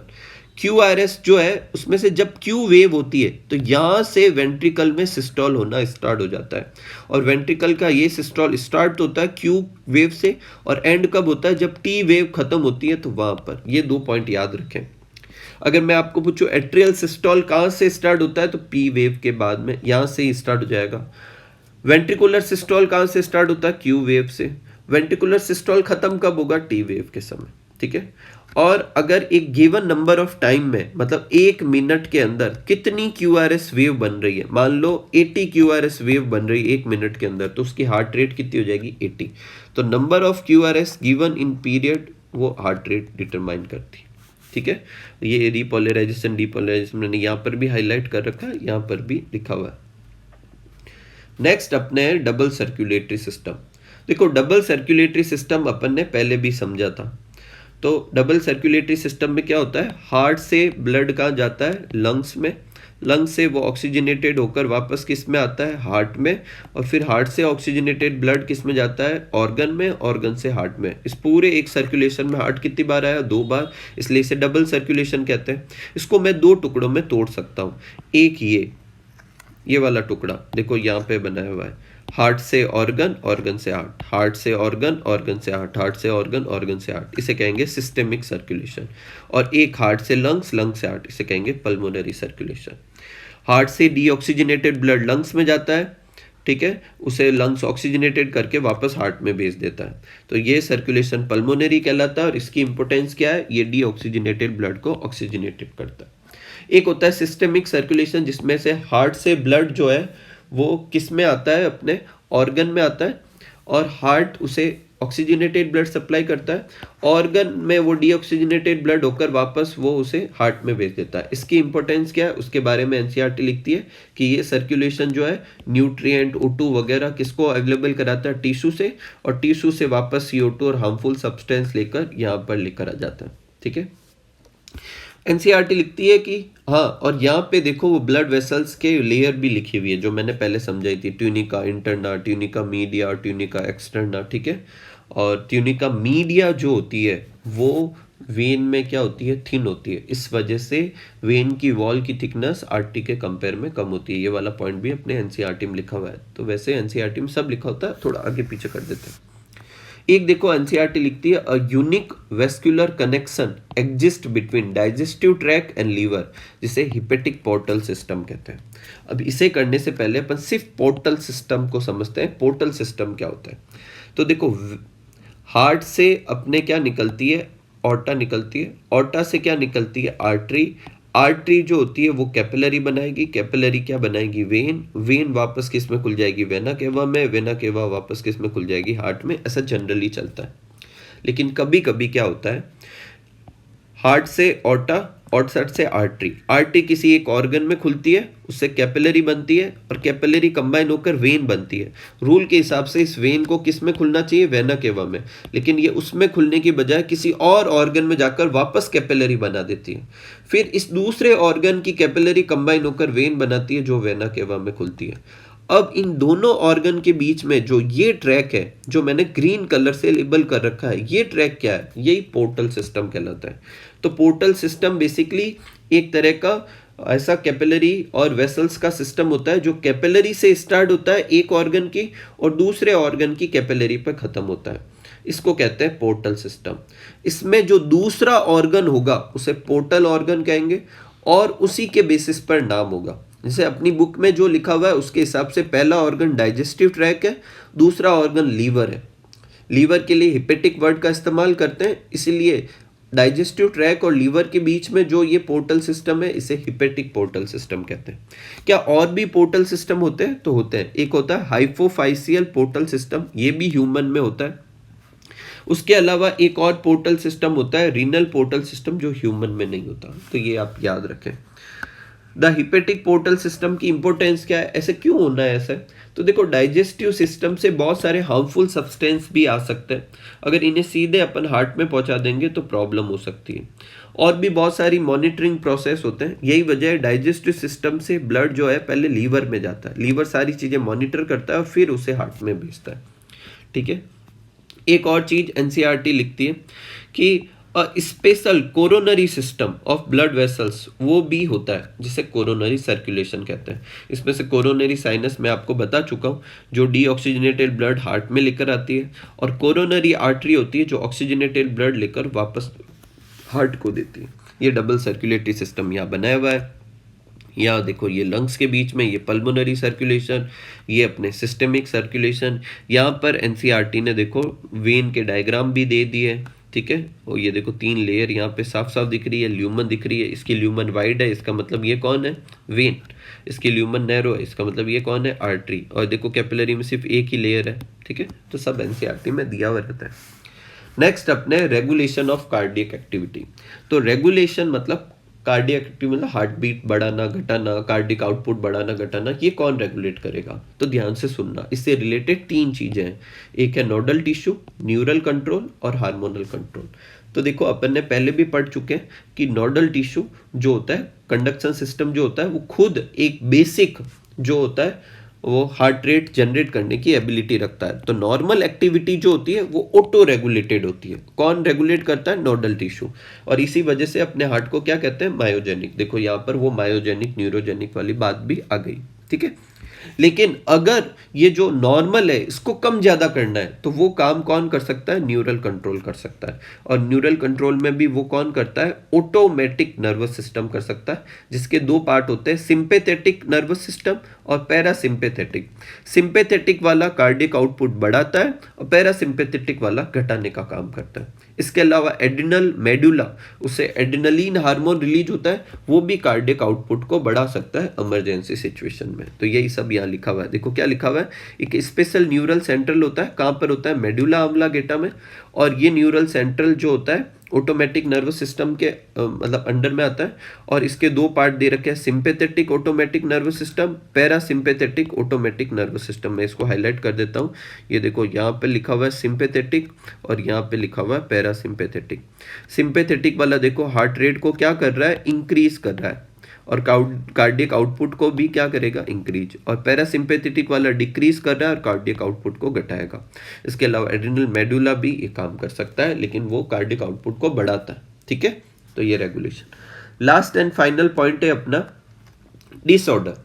तो देखो, डिसऑर्डर से पहले अपन को एक चीज समझनी चाहिए कि जब ब्लड अपनी वेसल्स में जाता है तो वेसल्स की वॉल पर एक प्रेशर लगाता है। इस प्रेशर को कहते हैं blood pressure. Generally blood pressure कितना होता है? 120 to 80। ठीक है।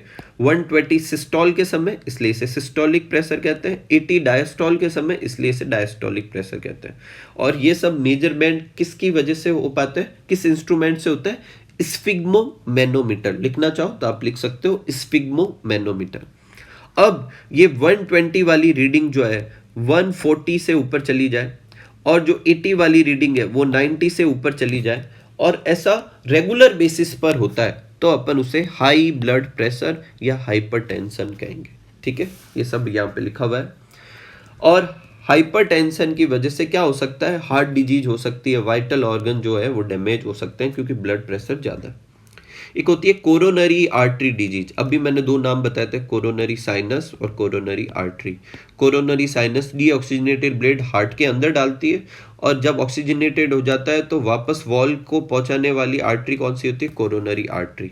और इस कोरोनरी आर्टरी में डिजीज होती है, इसलिए इसे कोरोनरी आर्टरी डिजीज कहते हैं। इसका एक और नाम है एथेरोस्क्लेरोसिस। अब इसमें क्या होता है कि इस वेसल्स के अंदर डिपोजिशन होता है कैल्शियम का, फैट का, कोलेस्ट्रॉल का और बहुत सारे फाइबर का जो होता है वो यहाँ पर क्या होता है? डिपोजिशन हो जाता है। और इस डिपोजिशन की वजह से आर्टरी की ल्यूमन नैरो तो होती है, और ज़्यादा डिपोजिशन हो जाएगा तो और ज़्यादा क्या होती है? नैरो हो जाती है। इससे प्रॉपर ब्लड सप्लाई नहीं होगी किसको? हार्ट को। और इस डिजीज को कोरोनरी आर्टरी डिजीज कहेंगे। एक होती है एंजाइना। एंजाइना को एंजाइना पेक्टोरिस भी कहते हैं। ये एक सिम्टम्स है जिसमें चेस्ट रीजन में एक्यूट पेन होने लगता है, और वो पेन बेसिकली किसकी वजह से हो रहा है? हार्ट की वजह से। किसी भी कारण से हार्ट की मसल्स को एनफ ऑक्सीजन नहीं मिल रही जितनी मिलनी चाहिए, ठीक है, और उसे अपन क्या कहते हैं? एंजाइना कहते हैं। ये जनरली बुक लिखती है कि किसी भी एज में हो सकता है, जनरली मिडिल एज पर्सन्स को होता है। नेक्स्ट है हार्ट फेलियर। हार्ट फेलियर क्या है? State of heart when it is not pumping blood enough to meet body requirement. मतलब हार्ट ब्लड बाहर तो भेज रहा है लेकिन उतना नहीं भेज पा रहा जितनी बॉडी की रिक्वायरमेंट है। और ऐसा होने की वजह से ध्यान से सुनो क्या होगा। एक अपना ऑर्गन होता है लंग्स। हार्ट से ब्लड कहाँ जाएगा? लंग्स में। लंग्स से वापस किस में आएगा? हार्ट से। लेकिन हार्ट उतनी स्पीड से बाहर भेज नहीं पा रहा, लेकिन इधर तो ब्लड, क्योंकि ये तो पास में ही है तो इधर तो चलता रहेगा। फिर लंग्स में ब्लड जो होगा वो वापस यहाँ भेजेगा, लेकिन आगे ब्लड निकल नहीं रहा, इसलिए धीरे धीरे लंग्स में ब्लड फिल होने लगेगा। और यही वजह, इसे अपन क्या कहते हैं? हार्ट फेलियर को कंजेस्टिव हार्ट फेलियर। कंजेशन किस में होगा? लंग्स में हो जाएगा, ठीक है। ऐसा इसलिए इसे हार्ट फेलियर कहते हैं। इससे सिमिलर दो और वर्ड है लेकिन बिल्कुल अलग चीजें हैं। एक होता है कार्डियक अरेस्ट और एक होता है हार्ट अटैक। कार्डियक अरेस्ट में हार्ट जो होता है वो स्टॉप ही कर देता है। इन दोनों में कोई ब्लड सप्लाई नहीं होगी, मतलब हार्ट पंप नहीं करेगा, ना कार्डियक अरेस्ट में करेगा ना हार्ट अटैक में करेगा। हार्ट फेलियर में ब्लड पंप करता रहता है। अब इन दोनों में भी फर्क क्या होता है कि इसमें जो होता है हार्ट स्टॉप कर देता है बीट करना। इस हार्ट अटैक में क्या होता है कि हार्ट अटैक किसकी वजह से होता है? When heart muscle suddenly damage. Heart की मसल डैमेज हुई है, उसे अपन उसकी वजह से हार्ट पंप नहीं कर पा रहा, उसे कहते हैं हार्ट अटैक। और पूरा का पूरा सिस्टम फेल हो जाए तो उसे अपन कहेंगे कार्डियक अरेस्ट, ठीक है। लेकिन हार्ट फेल के समय हार्ट पंप करता रहता है, ब्लड भी भेजता है, लेकिन उतना नहीं भेज पाता जितनी बॉडी की रिक्वायरमेंट है। तो इसी के साथ अपना ये चैप्टर कंप्लीट होता है। एनसीईआरटी बेस्ड आप क्वेश्चंस जो हैं वो आप मिला सकते हैं, उसी की प्रैक्टिस कीजिए, प्रीवियस ईयर के क्वेश्चंस कीजिए जो करीब 2016 के बाद में नीट पैटर्न में आ रखे हैं। और खूब सारा हार्डवर्क कीजिए, खूब मेहनत कीजिए, खूब खुश रहिए, खूब मस्त रहिए। Thank you for watching.